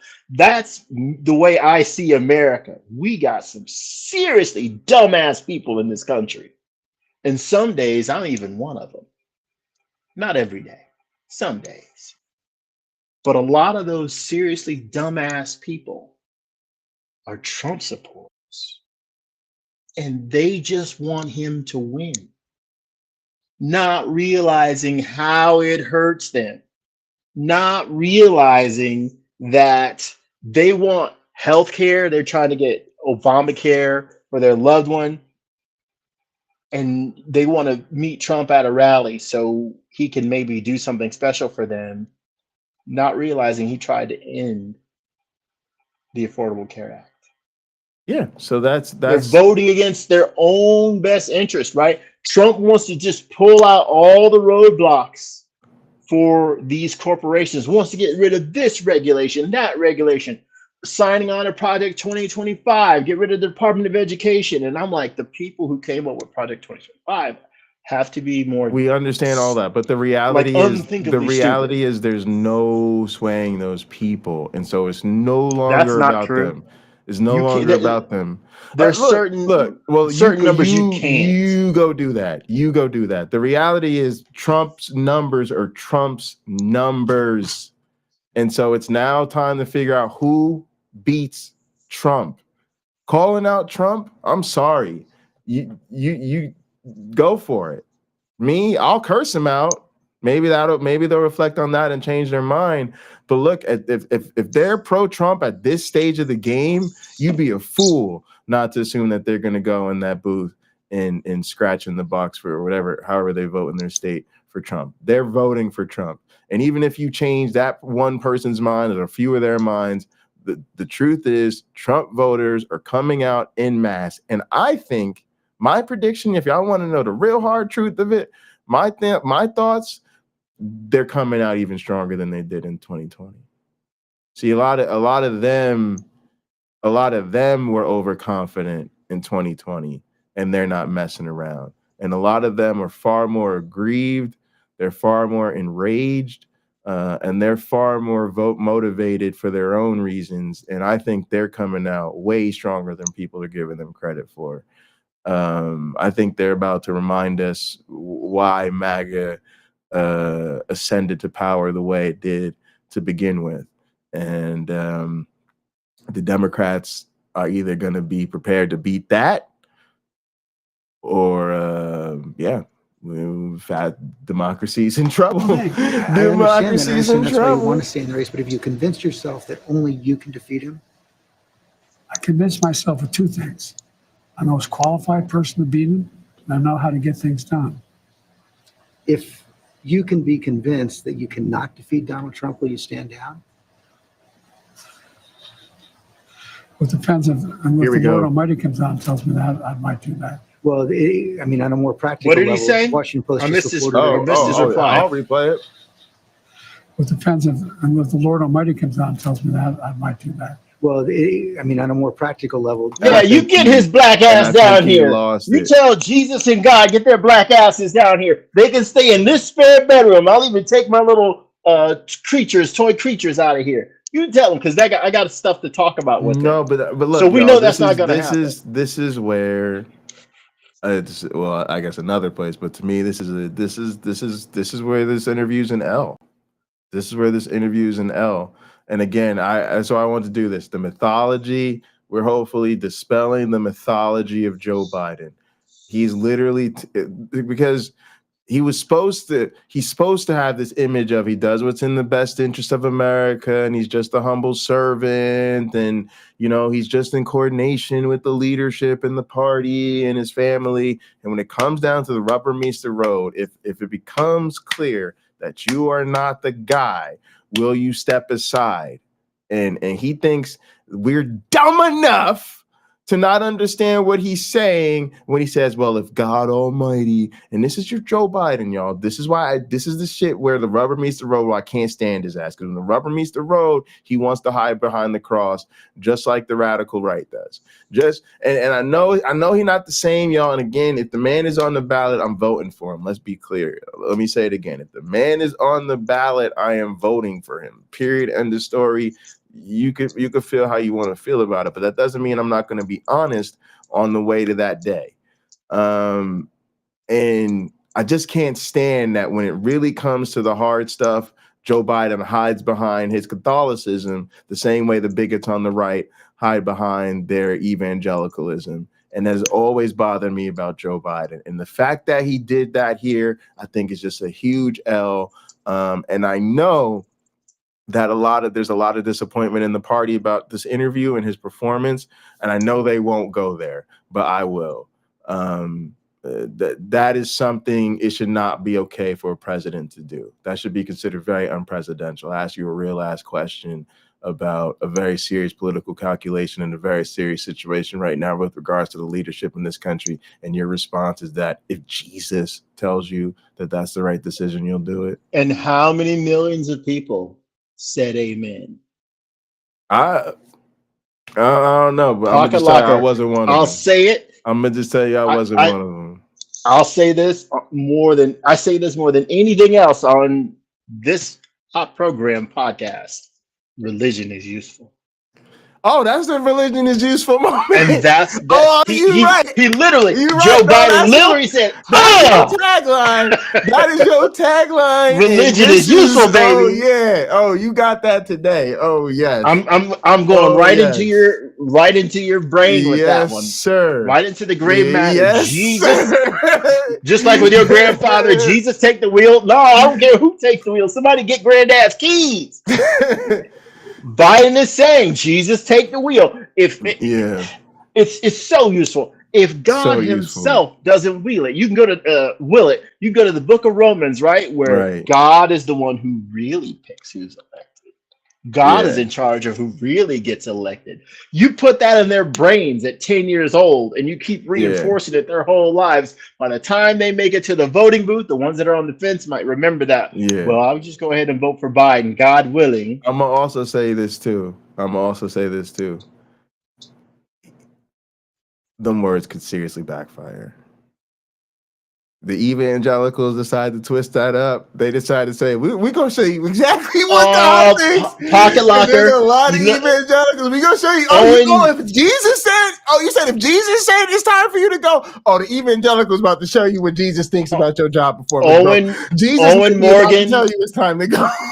Owen Morgan, Dusty Smith, and many others have highlighted these whack, fake-ass prophets that are in their churches and on YouTube saying the Lord told them that there's going to be a red wave. The Lord told them that Trump is going to win. The Lord told them it's going to be a landslide. And then what happens after that? Well, it turns out the Lord must have been having a crack-up session in heaven, laughing with his angels and his cherubim around. Because I know they bluster a lot, but what I'm saying is he again a sharper person. I'm just keeping it real with you. Y'all know my bias. Cory Booker's my guy, so I'm gonna just be Team Booker real quick. If Cory Booker's in that chair, he doesn't go there. He doesn't go there. He doesn't say these things. He doesn't say, I came up with a plan for the Middle East if that's his most divisive issue. If the interviewer doesn't go there, he doesn't bring it up on his own. He's not that stupid. He doesn't brag about being on the phone with Bibi Netanyahu when he's getting protests. Like this has happened to Cory Booker. I've seen this happen to Cory Booker. I've seen Cory Booker do a speaking political event and be protested because not even that he's been that pro-Palestine, but just because of the whole party and the way they are. And he's been protested and had to end the goddamn event. He definitely doesn't brag about being on the phone with Bibi Netanyahu in the middle of this thing. And at this point, he definitely does not say, if Jesus says I should step aside, I'll step aside, knowing, because again, you would not do anything to fuel the evangelical fire that's against you already in this country. That's what I'm talking about. It's a political pocket locker. What is the inverse of that? Judgment. What is the inverse of that? I get what you're saying. But what I'm saying, it can't be ignored. What I'm saying is that the Jesus energy is stronger on the right than it is on the left. And him calculating, let me be cute and Catholic, is a miscalculation. Look what Jesus did last time. No, but that's different. That's 2020, different. big Jesus energy. Them people hate. And they're way more aggrieved. That's what I'm saying. They're way more aggrieved in 2024 than they were in 2020. And they don't care about midterms. So the midterms are not the barometer. And again, it's not a huge deal. It's just one thing he said, but I'm just saying, and because part of what I'm trying to get y'all to see from my perspective is Joe Biden's not that sharp, and that these are real political missteps. And that's part of how I evaluate him. And yes, I have experience with candidates. I know a lot of politicians, and you learn that they're very careful with the way they talk, and they avoid issues that are not favorable to them, like the plague. So to be honest with you, to be very honest with you, for a president, if I was really critiquing this, and if I was on Joe Biden's staff, I'll tell him this to his face, because when you're on somebody's staff to show a job, I'll be like, Joe Biden, this is fucking amateur hour. This is some amateur hour shit. You are touching all the hot stoves. This is not how you do. That's literally what I'd be like, this is amateur hour. You do not do this. He's acting like somebody who's not even a political professional, who like doesn't even understand the weight of political energy behind some of these issues that he touches on. And he just does it to himself over and over and over. And it is like this, I'm cute grandpa, Catholic grandpa, I just can't help my religiosity shtick. And it's like, bro, that's not working right now. That's what's got us here. We're in this situation because you are doing the Catholic grandpa thing. You need to buck up, show these people you know what the fuck time it is, recognize the political shark-infested waters that you are in, and show us that somehow you know how to swim in this situation. And you're not giving me that. He's not giving me that. 1990. And that's part of the decline. Because if he was younger, he would be sharper about this. Fall of 1990, Dr. Avila's class, Marketing 101. You gotta tell him, how are you different? How are you better? All Trump does is talk about how he's better. Biden talks about how is he different? How is he better? That's how you convince the buyer to go with you rather than somebody else. Okay, so Robin is asking a very good question. I know I love me some Robin Webster. Robin said, what can we do about it? And I'm gonna just say it to y'all. I'm gonna keep it real. I don't know that we can do anything, but what we're doing today, I think, is the best shot we've got. And here's what I mean by that. I think Joe Biden's ego is the number one reason he would not be willing to step aside. I think the narrative that he wants people to run with is that he's the best guy for the job, and that him being the candidate is the best decision politically. And so if he gets that, then his ego's off the table. He gets to go with the narrative, I'm the best guy for the job, I'm the only hope you've got to beat Trump, yada, yada, yada.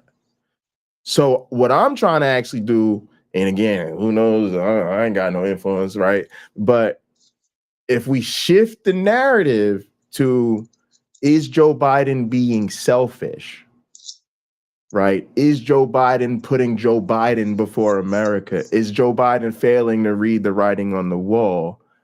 That shifts the pressure to being about his ego. And that gets him away from the narrative that he's the best candidate for the job. And I think that's our only hope, because it ultimately is his decision, is to say, hey, Joe, if you're wrong about this, and oh my God, if you're wrong about this and you lose, your legacy will not be all of the great things you accomplished your first term. It will be how your ego allowed America to get Donald Trump's second administration.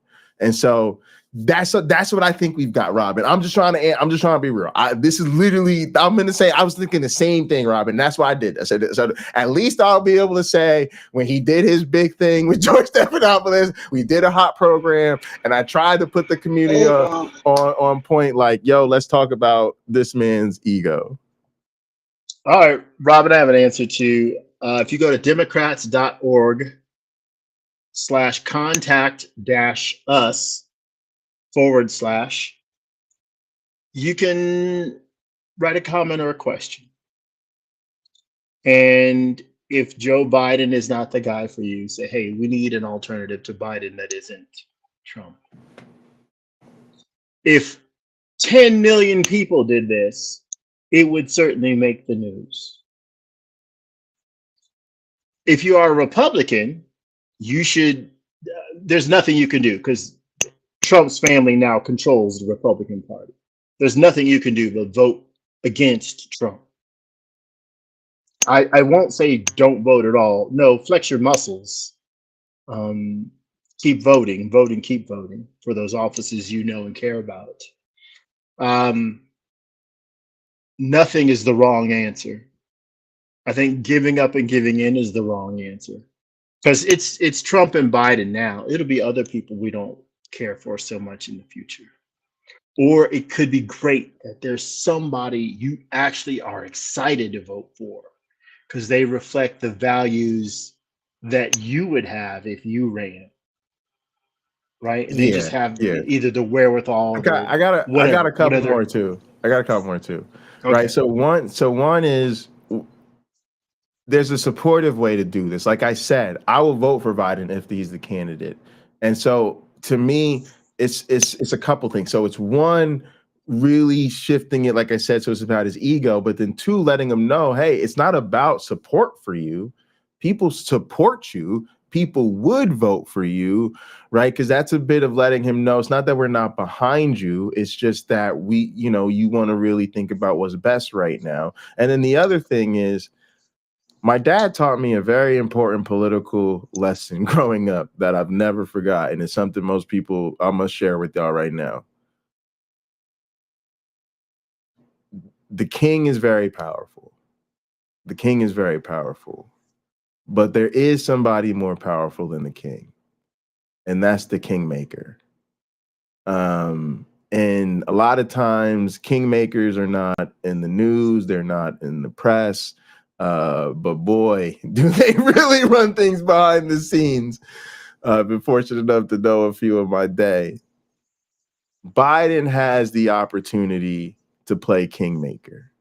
There's a way in which, if you're pitching all of this to him, like I said, if he happens to go down and America goes down with the ship, that threatens his legacy as what he's really most remembered for as a president. But if really he reads these tea leaves and they say, hey, it's not your time right now, and he decides volitionally to let somebody else take the wheel, especially if it's like Kamala, he has the opportunity to get out in front of that, really make it genuinely his idea, really genuinely throw all of his resources, including primarily the funding of the war chest that they've built on the Biden-Harris ticket, and really say, like, no, I told y'all I was only going to be a one-term president. And now what I'm really going to sell you is not all that we've accomplished on the 4 years, but really how Kamala's been an integral part of that, and how she is really ready, or whoever is really ready to be the next leader. And so that would be a huge part of it too. Really getting him to realize, in this sense, rather than going down with the ship and threatening your legacy, you can really play kingmaker. You can really, or queenmaker, you can really be the person to, lead us into the future. And that would really add to your legacy. I think that's another part of the sales pitch. But that's what we got. If we was in there, we should be in there. Hey, I think what we did was pretty good. I don't know. I think we came up with a pretty good pitch. So I want all of you to know that Pocket Locker told me we have a lot to get through. Don't talk too long about any of the points. Yeah. And this is the worst example of Pocket Locker belaboring the point, talking about any. Yeah. And it's the worst example of me doing it too. Sorry. Yeah, it's hard. It's hard. It's okay. If you want to make little clips of hot program shorts, this is a great one to do it on. That's for sure. Because That's for sure. We're not seeing eye to eye on so much on this one, but which is fine, right? We're not the same person. We don't have the same exact identical values. We don't see each other the same way. And at the end of the day, we're both going to vote Trump. So vote for Trump. Vote for Biden. As I said, when people talk about cognitive issues, they always screw up. They always do. Yeah, exactly. That Senator Mark Warner is assembling a group of senators together to try and convince you to stand down because they don't think you can win. Well, Mark is a good man. We've never had that. He also tried to get the nomination too. Mark's not. Mark and I have a different perspective. I respect him. And if Chuck Schumer and Hakeem Jeffries and Nancy Pelosi come down and say, we're worried that if you stay in the race, we're going to lose the House and the Senate, how will you respond? I go into detail with them. I've spoken to all of them in detail, including Jim Clyburn. Every one of them. They all said I should stay in the race. Stay in the race. None of the people said I should leave. But if they do? Well, it's like, they're not going to do that. You sure? Well, yeah, sure. Look, I mean, if the Lord Almighty came down and said, Joe, get out of the race, I get out of the race. The Lord Almighty's not coming down. I mean, these hypotheticals, George, if all... But it's not that hypothetical anymore. I grant that they have not requested the meeting, but it's been reported. I've met with them. I've met with a lot of these people. I've talked with them regularly. I had an hour conversation with Hakeem. I had more time than that with Jim Clyburn. I spent time with many hours off and on the last little bit with Chuck Schumer. It's not like I had all the governors.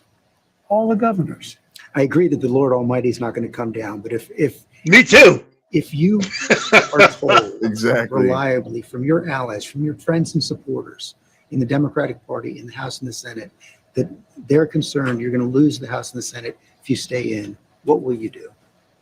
I'm not going to answer that question. It's not going to happen. Oh my goodness. What's your plan to turn the campaign around? It's happening. You saw it today. How many people do you draw crowds like I drew today? You find many more enthusiastic than today? Huh? Yeah, it's like Trump talking about I don't crowd think you want size to play again. the crowd game. Donald Trump can draw big crowds. There's no question about that. You can draw a big crowd, but what does he say? Who does he have? I'm the guy supposedly in trouble. We raised $38 million within 4 days after this. We have over 1 million individual contributors. Less than 200. That is a votes. lot of people. Yeah, I mean, He's raised a lot I've of not money, no seen doubt what about it. you're proposing. That's grassroots money. No doubt about You it. haven't seen the fall off in the polls. You haven't seen the reports of discontent in the Democratic But Party. he's also House the only Democrats, horse in the race Senate against Democrats. Donald Trump. I've seen it from the press. You know, I've heard from dozens of your supporters over the last few days, and a variety of views. I grant you that. But the prevailing sentiment is this. They love you. And they will be forever grateful to you for defeating Donald Trump in 2020. They think you've done a great job as president, a lot of the successes you outlined. But they are worried about you and the country, and they don't think you can win. They want you to go with grace, and they will cheer you if you do. What do you say to them? I say the vast Great majority are question. not where those folks are. I don't doubt there's some folks there. Have you ever seen a group at time when elected officials running for office aren't a little worried? Have you ever seen that? I've not. Same thing happened in 2020. Oh, Biden, I don't know, man. What's he going to do? He may bring me down. He may. Mr. President, I've never seen a president at 36% approval get reelected. Well, I don't believe that's my approval rate. That's not what our polls show. And if you stay in and Trump is elected and everything you're warning about comes to pass, how will you feel in January? Can you pause it real quick? I feel as Yeah. long as Stephanopoulos makes an interesting point. I don't know how good it is, though. While a president is in office, I would assume if we looked at the last 6 or 7 presidents, every single one of them, maybe one exception, has dipped below 36% approval rating while in office. Obama was reelected.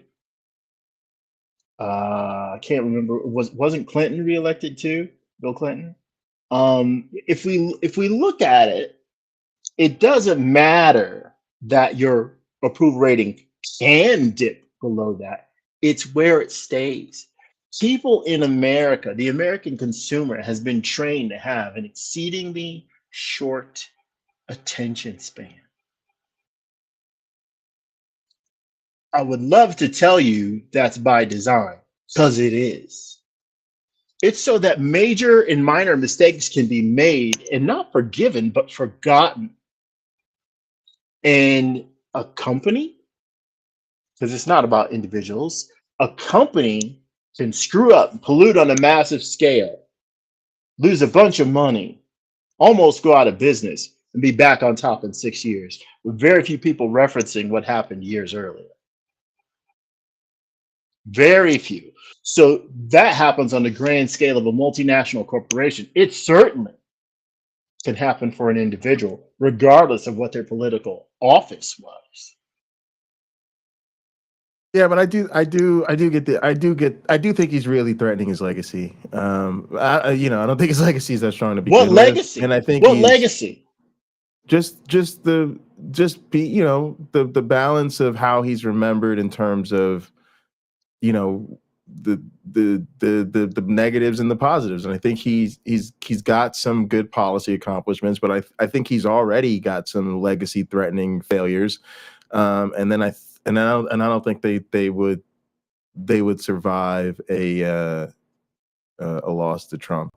I find that I think it's interesting that he's in denial about some of these facts. It just seems that it's very interesting to me that he just, like, every time he's like, oh, people are showing these concerns. No, they're not. Okay, well, if they did show these concerns, like, what would they? Well, I'm not even going to answer that question because that would never happen. Like, Joe Biden, this is happening.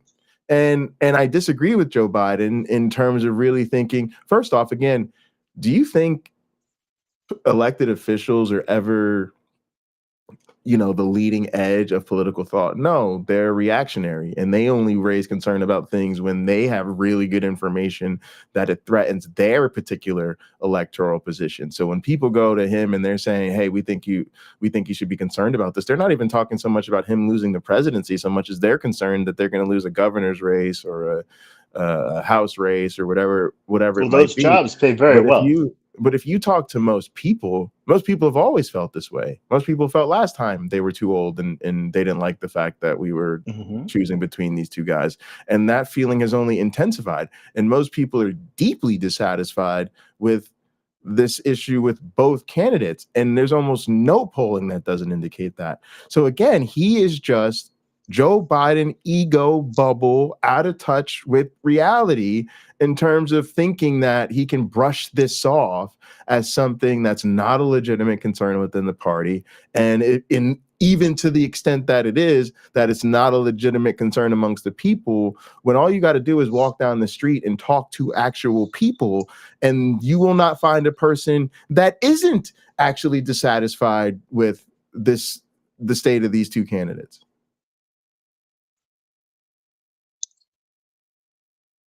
President Biden has an obligation to rebuild the confidence of his supporters.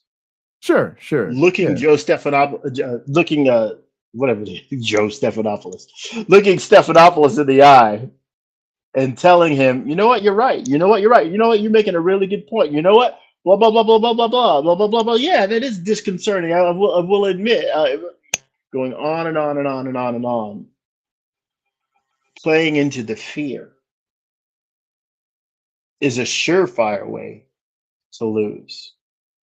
Well, it might be a calculation most of us don't have to make when you know when to step aside. Yeah, no, that is what he has to do. I think he could do it in a way that isn't. I don't think this is helping him either. I guess I'll say that. All right, we can keep going. So I gave it my all, and I did the goodest job as I know I can do. That's what this is about. Look, George, think of it this way. You've heard me say this before. I think the United States and the world is at an inflection point where the things that happen in the next several years are going to determine what the next 6-7 decades look like. And who's going to be able to hold NATO together like me? Who's going to be able to be in a position where I'm able to keep the Pacific Basin in a position where we're at least checkmating China now? Who's going to do that? Who has that reach? Who knows all these? We're going to have, I guess, a good way to judge me is you're going to have now the NATO conference here in the United States next week. Come listen. See what they say. Mr. President, thanks for your time. Thank you. How are you different? ABC News How are also you offered better? a one-on-one interview to Donald Trump after the debate. He declined. Let's bring in our political team for what they're hearing. Let me start out with our chief Washington correspondent, John Carl. And John, you watched These the reactions are interview. interesting. You've been talking to people all across Washington. What are you hearing? Well, George, look, Biden looked better and certainly more coherent than he looked during the debate. But there was nothing in this interview that is calming nerves of jittery Democrats who fear that Joe Biden is on a trajectory to lose this race, to lose to Donald Trump. In fact, for some of those people, the interview is raising new concerns, particularly the fact that he is unwilling or unaware of the fact that he is in a dire situation here regarding the campaign, that he is losing in the view of many Democrats. And frankly, in the polls you cited, that he is losing to Donald Trump. And there was one question that you asked where his answer is particularly, I believe, alarming to some of those Democrats. You asked him how he will feel in January if he has lost to Donald Trump and all that he has warned would happen came to pass. And this was his answer. He said, "I'll feel as long as I gave it my all and did the best job I know I can do, that's what this is about." One prominent ally of the president simply responded to me, "Wow," when I asked about that question. So the bottom line here, there was nothing in this interview that will force Joe Biden out of the race. There was no, major Okay, can you pause it? thing Can you that will pause convince it? him or anyone. I have a baby girl on the way. Many of our listeners are already parents. What am I to tell her when she does her best and she doesn't succeed?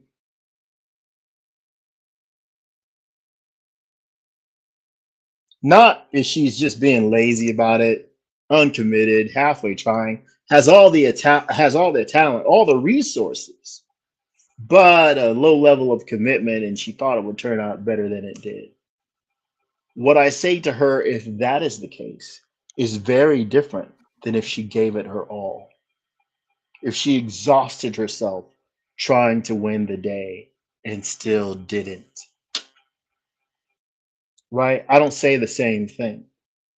So I don't disagree with Biden's answer. Yeah, but look, I did my best.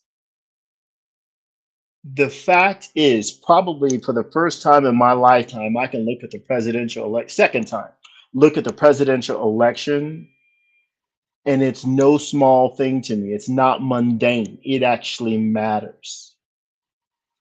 The way this nation functions as a nation is dependent on Trump losing.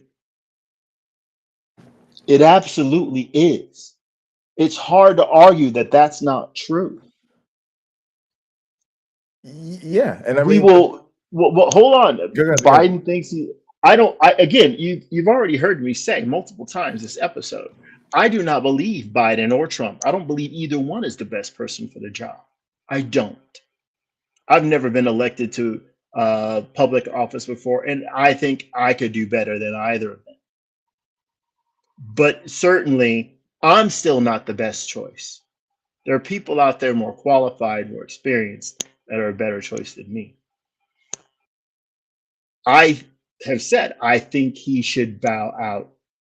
I don't think his answer is bad, because we can watch these concession speeches of candidate after candidate after candidate. There might as well have only ever been one written, because they pretty much all say the same thing, right? We don't need a second person to write a concession speech. All of them could just stand up and, "Hey, thanks everybody for working very hard. I want to thank all my supporters. You've all been so supportive and done so well to campaign for us, to advocate for us. We truly appreciate it. It wasn't in the cards for us. The people of the nation have spoken, and they chose the opposite candidate. We hope to God that things end up going well, and that the person sees the light on this issue and that issue and that issue, and everything turns out fine. But I'll be back, blah, blah, blah, in 4 years, in 2 years." There might as well only be one concession speech. because they all pretty much just say that right there. Yeah. This is it's an interesting spot. As allies, I believe they have to go, but there's also nothing in this interview that will calm the nerves of Democrats who are saying it is time for him to get out. Martha Raddatz, the president is talking to a lot of people, but he appears to be listening to a very tight circle. A very tight circle, and administration officials I have spoken to said that very tight inner circle is telling them he can win, that he needs to keep going. This, of course, includes his wife, Jill, who they said is lashing out at those who want him to get out of the race. This was a Joe Biden pumped up on his inner circle, telling him that again and again. They think he will have many opportunities, but those not in the inner circle say this will also expose him to a great deal of risk. And George, I've talked to a few people too, and texting with a few people as well on the Hill. They say it was better than they expected, wasn't as bad as they expected, but that's a pretty low bar, George. And Mary Bruce, what are you hearing from the White House? George, the White House tonight reacting in one word, strong. Look, you heard the president there, and his team strongly do believe that this is all being overblown, that Joe Biden has been underestimated and written off before, only to come back strong and win. They believe if he can continue to do interviews like this, if he can continue to get out in front of the American people, that this too shall pass. But the president there truly didn't seem to grasp the severity of this moment, the magnitude of that growing chorus of concern from Democrats. He dismissed the trends that we are seeing in the polls. But what we are hearing from Democrats isn't concern about one bad night. They are concerned that Joe Biden doesn't have what it takes not only to continue governing, but that he has what it takes to win. But the president is adamant that he is still the best one to take on Donald Trump. And you heard there, he clearly doesn't want to entertain the possibility that Democrats may come to him and urge him to step aside, saying only the Lord Almighty could convince him of that, George. Only the Lord Almighty. And that is the key question right now. So I want to go to our senior congressional So correspondent. wait, pause it. So notice, I don't know what this lady's about to say. I haven't seen any of these, this interview or the questions here. Notice the different ages of the people and their energy levels, right? So the last one, just tons of energy. You can feel it.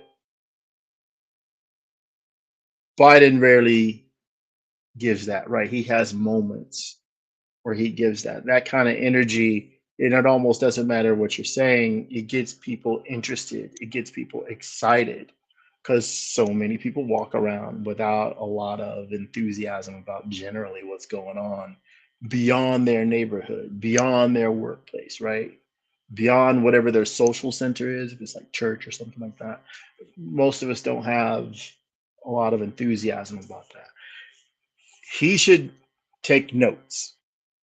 That's what it takes to make people want to be involved, not their fear of the nation failing, but their excitement about the potential of what can be. Trump fails to talk about how it could improve. We got to change the direction of this country. He's certainly trying to do that. We got to turn this economy around. What precisely do you mean by that? He was in front of business leaders, fell flat on his face because he clearly didn't understand. Oh no, let's be clear. He's there. None of this is quote unquote fair, right? Joe Biden is being graded, or really Trump being graded on a curve, right? Yeah, like I mean, like Trump. Nothing you can point to Joe Biden is not exponentially worse with Trump. But again, we just are conceding the other party. We know it just doesn't matter how bad it gets over there, and they're going to go with Trump. So the issue is about beating Trump. But you are right, as other commentators have been, to call out that hypocrisy and to call out that is in fact the problem, right? You know, this is a problem caused by Trump.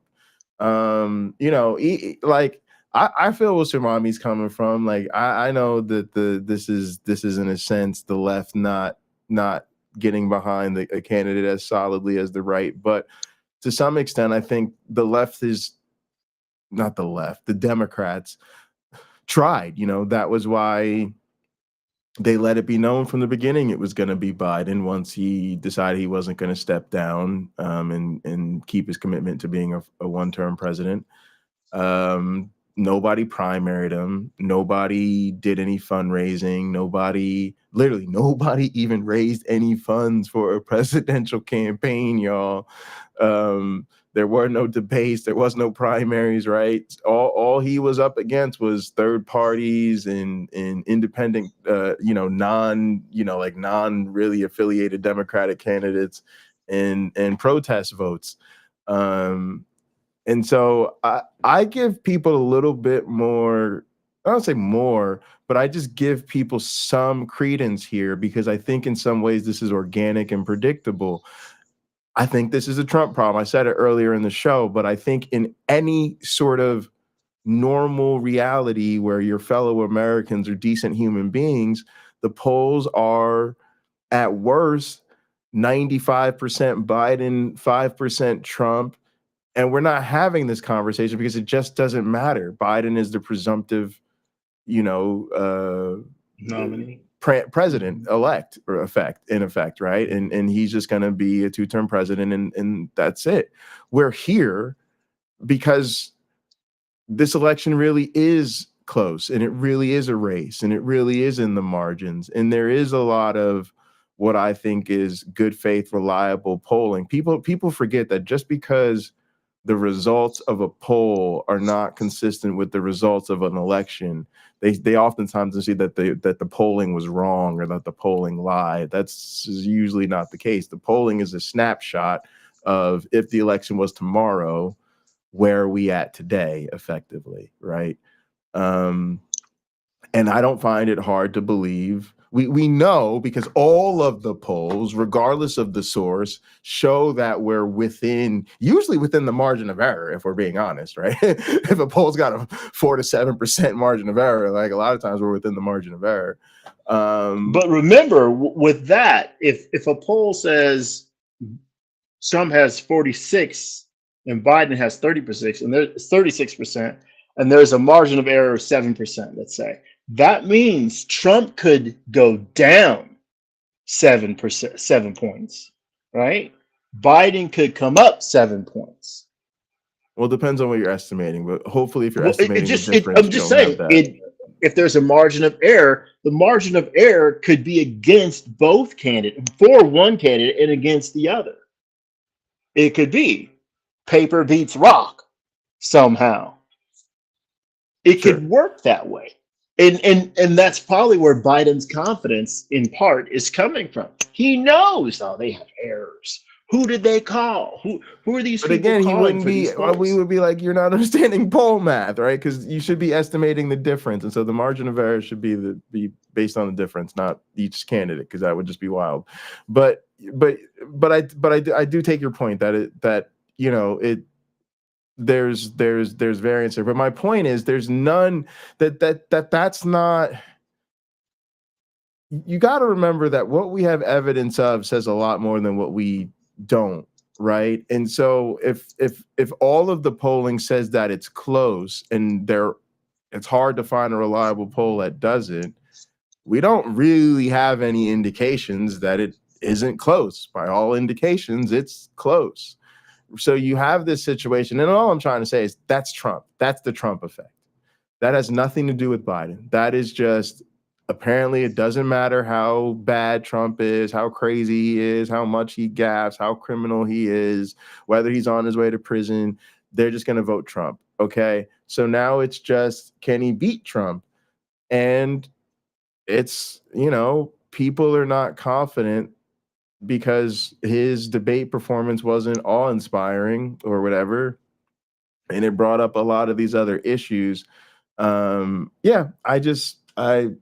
guess I think they're legitimate concerns, even though I recognize that at the end of the day, if Biden's the guy, we just need to get with Biden. I also think there's time to do that. Go ahead. I'll talk about that. When I voted for Biden back in, was it 2019 or whatever? When I voted for him, what I thought would happen, and I even told people this, is I think he's going to get tired, and he knows it now. And before he leaves office, he'll leave office before his term is finished. And in a way, his legacy would be paving the way for the first female president. If he's gonna have a legacy, that's the only one he can have, in my opinion. That's the only one I see him having right now. Yes, getting insulin prescription drug prices down is fabulous. That's going to be forgotten. How many people who crossed the Brooklyn Bridge 1,000 times can tell you the name of the mayor when it was approved? Or the governor? How many people even remember that sort of thing? People aren't going to remember Joe Biden for that. People are going to remember Joe Biden was old. So if he wants a legacy, it's bowing out before the election, having Kamala be the president, and then her getting elected. But that's kind of I don't my think that's kingmaker argument, but I don't think it's going to happen. Exactly. I don't think it's going to happen. But you know, that's pretty powerful. Your kingmaker argument could be realized in that example. Yeah. He would be the one making the queen, the first one. Sorry, yeah. And isn't that wouldn't that be awesome? Now, see, that's that would be a big deal. That's dope. That would be a big freaking deal. That would be a big freaking deal. And now all the people, all those women who weren't going to vote, who think just in a way, it's like Obama. All the people who thought they wanted to be part of history and get Barack Obama elected. You know, first black president. Like, his mom was white. He's half. Anyway, it's still significant. Because it's also significant too, because that's the full promise. He told us he was going to do one term. And now people want to say this whole thing of like, well, does this mean people will really be voting for Kamala? No. Remember what he told us the first time? He told us the first time he was going to be a one-term president, and we were really voting for Kamala. And we were like, yeah, we want more because we like the idea of Kamala being next. And we appreciate him for like picking her. All right, paving the way. Yeah, cool. Let's do this. Right. And now this would be his way of like trying to ensure that happens. Because again, like I be telling people, y'all don't know, he did another historic thing, which is when they raised all this money, it was raised for the Biden-Harris ticket, which means that if Joe Biden steps aside, Kamala already has a legal claim to be the candidate and basically inherit all that money. And nobody else has a war chest because nobody else mounted a presidential campaign. So they'd have to pass over her, or she'd have to sign off on that for it even to go to somebody else. But if he steps aside, they probably pick. Well, let me ask they you. Want to do. You finish, but I want to ask my question before I forget it. Okay. If this did happen, who is her VP pick? In your opinion? But finish what you. I hope I didn't talk over you too much. Please. Okay. So I was just saying that this is his way of really kind of beefing that up even more to really show that this wasn't just a symbolic gesture, and now to say, hey, it looks like, I can recognize what's going on, and again, he's already got the out. I said I would be a one-term president. I thought about it with my family, Jill and I decided it's Kamala time. And I think that would be cool. To your question, who would be the VP? Cory Booker. No, I don't know. Gavin Newsom's the only person in the conversation. To be honest, though, I don't think Gavin Newsom wants to be Kamala's VP. VP is a very interesting position. I think they've come up with a list. I don't think the list would be people we're talking about every day. Although there could be some household names. If I'm just going to throw household names out there, I could see like a Buttigieg. I could see maybe like I don't know. Yeah, I could see somebody like Buttigieg maybe, or there's somebody else I'm thinking of. I'm not thinking of the name. But yeah, I think it would probably be somebody else. I don't know. Y'all, that's a good question. What do y'all think? Who would be? Yeah, who would be the audience, VP? chime in. I think. Who do you think would be the VP? I personally would want Elizabeth Warren if she would do it. I was thinking that, but I don't know if she they would go do it. Yeah, I don't think she'd do it. I was just thinking they wouldn't go with 2 women, unfortunately. But see, I think down with that. 2 women is the biggest change. All right, let me just put it out there. I want the Tsunami ticket, which is AOC and Jasmine Crockett. That's my ticket. Is AOC old enough now? Is AOC old enough? She will be by the inauguration time. Okay. What I think they would do is they would get Newsom to be Count Kamala's VP. And I think he'd see him saying yes. He would do it with a happy face. He would do it with a happy face because that sets him up to be president. Okay. When she's out of office, it sets him up for that. Okay. Newsom is a. I just say they make a list. They put Booker on the list. We all pick the Booker. dude's good on. Okay, well Newsom's good on camera, fast talker, and then he's always got an answer. Huh? I said we make a list. We put Booker on the list. We pick Booker. Then he's in line. That's then he's in line. That's my fantasy draft. That's my final most answer. Important audience probably fantasy politics. Booker and the White House are those Democratic leaders on Capitol Hill, and there has been some ferment in the last couple of hours.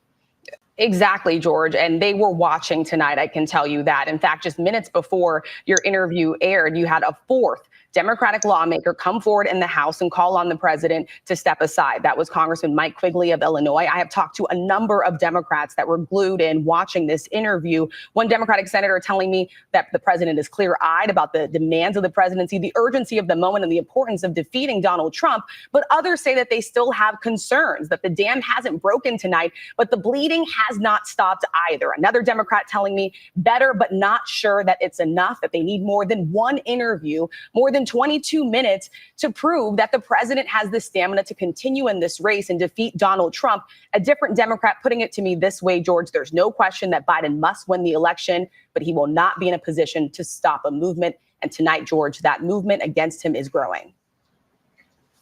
Well, and that's what I want to get into with John Carl in a little more detail. John, we talked about Mark Warner, senator from Virginia, a battleground state. The Democrats have won the past few elections, but appears to be more in play right now. He's circulating that letter. Yeah, and I've spoken to colleagues of Senator Warner's who have spoken to him about this. It's a serious effort. Senator Warner's concerns, he has real concerns about whether or not Biden can beat Donald Trump. He thinks he's come to a pivotal moment for the party and for the nation. And his concerns are not alone. Frankly, a lot of other Democrats have been unwilling to speak publicly because they want Biden to come to this on his own, and they're concerned that coming out and speaking publicly will only backfire. But it is a widespread belief among Democrats. And Rachel Scott, Hakeem Jeffries, the Democratic leader in the House, has now called House Democrats for a Zoom meeting on Sunday. And this will be coming right before Democrats head back to Capitol Hill. That is going to be pivotal. I'm told that the Democratic leader has been measured in his approach, really trying to calm the nerves and give the president the space to make this decision. But he is getting quite an earful from House Democrats who have concerns about if the president can defeat Donald Trump this November, George. Mary Bruce, you had that one-word response from the White House, the campaign weighing in now as well. Oh, George, the campaign understandably is eager to turn this back to Donald Trump and back to the issues. Look, their thinking on all of this is that this shouldn't be about, performance, that this is about the issues and the substance. They want, as the president tried to do there in your interview, they want to hammer what the president has accomplished, what he could do going forward, and are obviously very eager to make sure to highlight what is at stake here. The challenge is that so much of that has now been overshadowed by these questions about the president's age. And that is what Democrats are deeply concerned about, that the messaging here is being lost in the way it is being delivered. The question is whether or not the president's interview tonight, whether or not his appearances that we have seen in the last few days and will see in the days to come, whether that is going to be enough to quell any of this concern and get Democrats back on track. Pocket locker. All right, we're The good. fact that Let's wrap it up. Yeah, Let's wrap it up. I haven't figured out.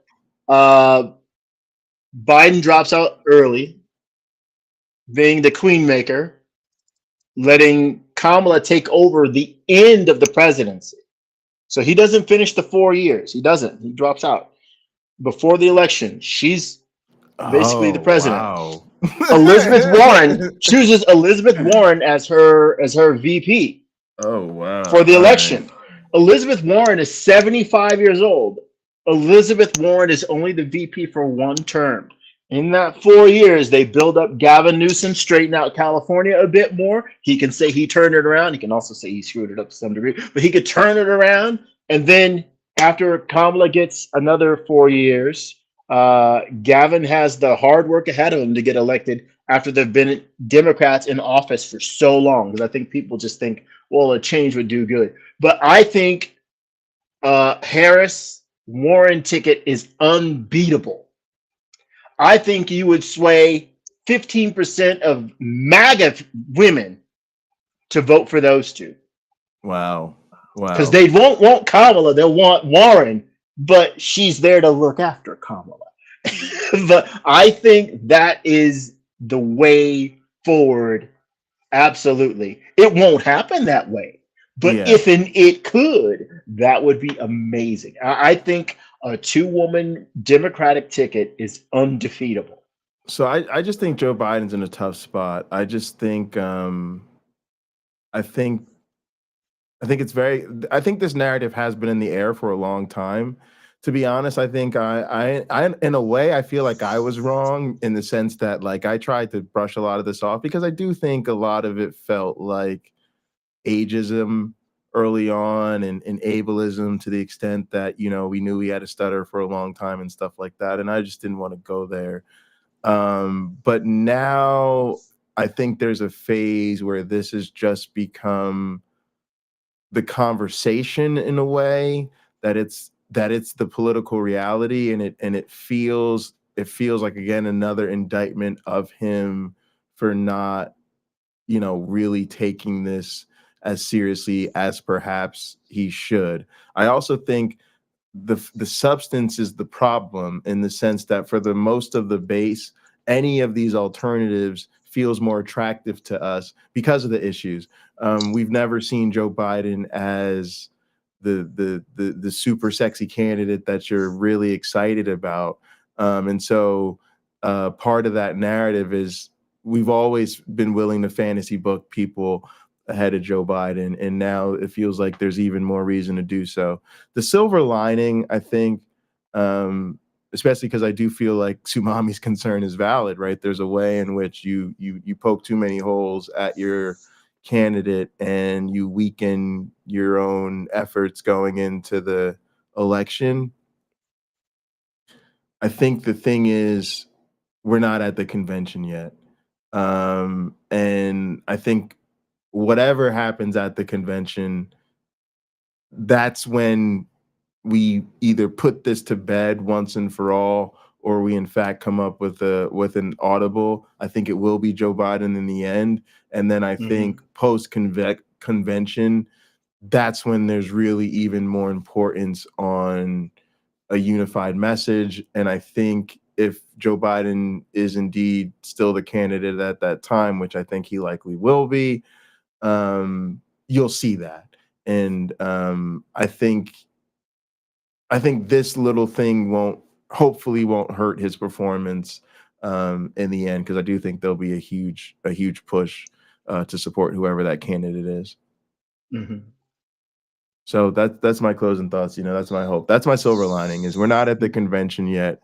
When we get to the convention, that's when the solidarity of vote blue, no matter who, needs to really be at its strongest.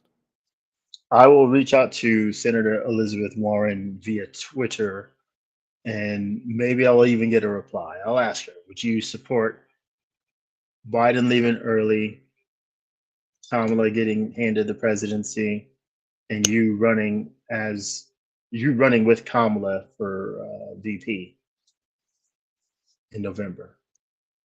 You will win YouTube if you get a straight response to that question out of Elizabeth. I have room for the plaque over there.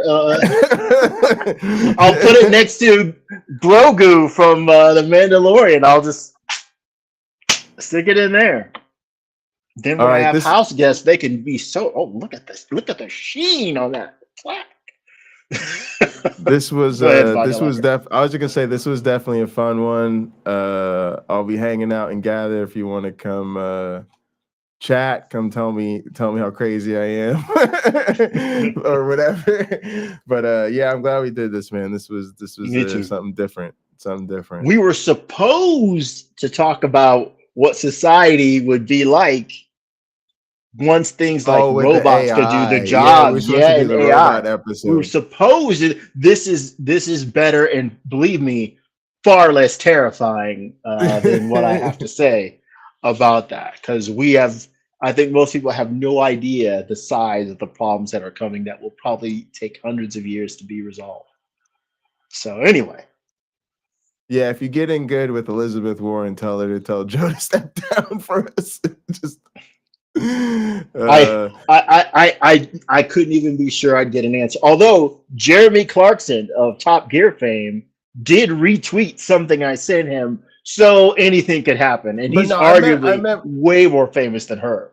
I meant what I said about the convention. I think if Joe Biden were to step down, I think as long as it happens sort of in somewhat synchronization with the convention, he could get behind a new ticket in a way that I think would help launch them. And then I think the most likely scenario is he is the candidate, and then I think the convention is the big rah-rah. Everybody get behind that.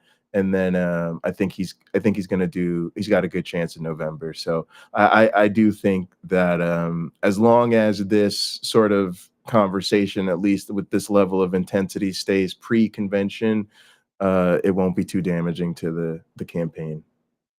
But yeah, come hang out and gather, y'all. As always, be good to yourselves and each other. All right.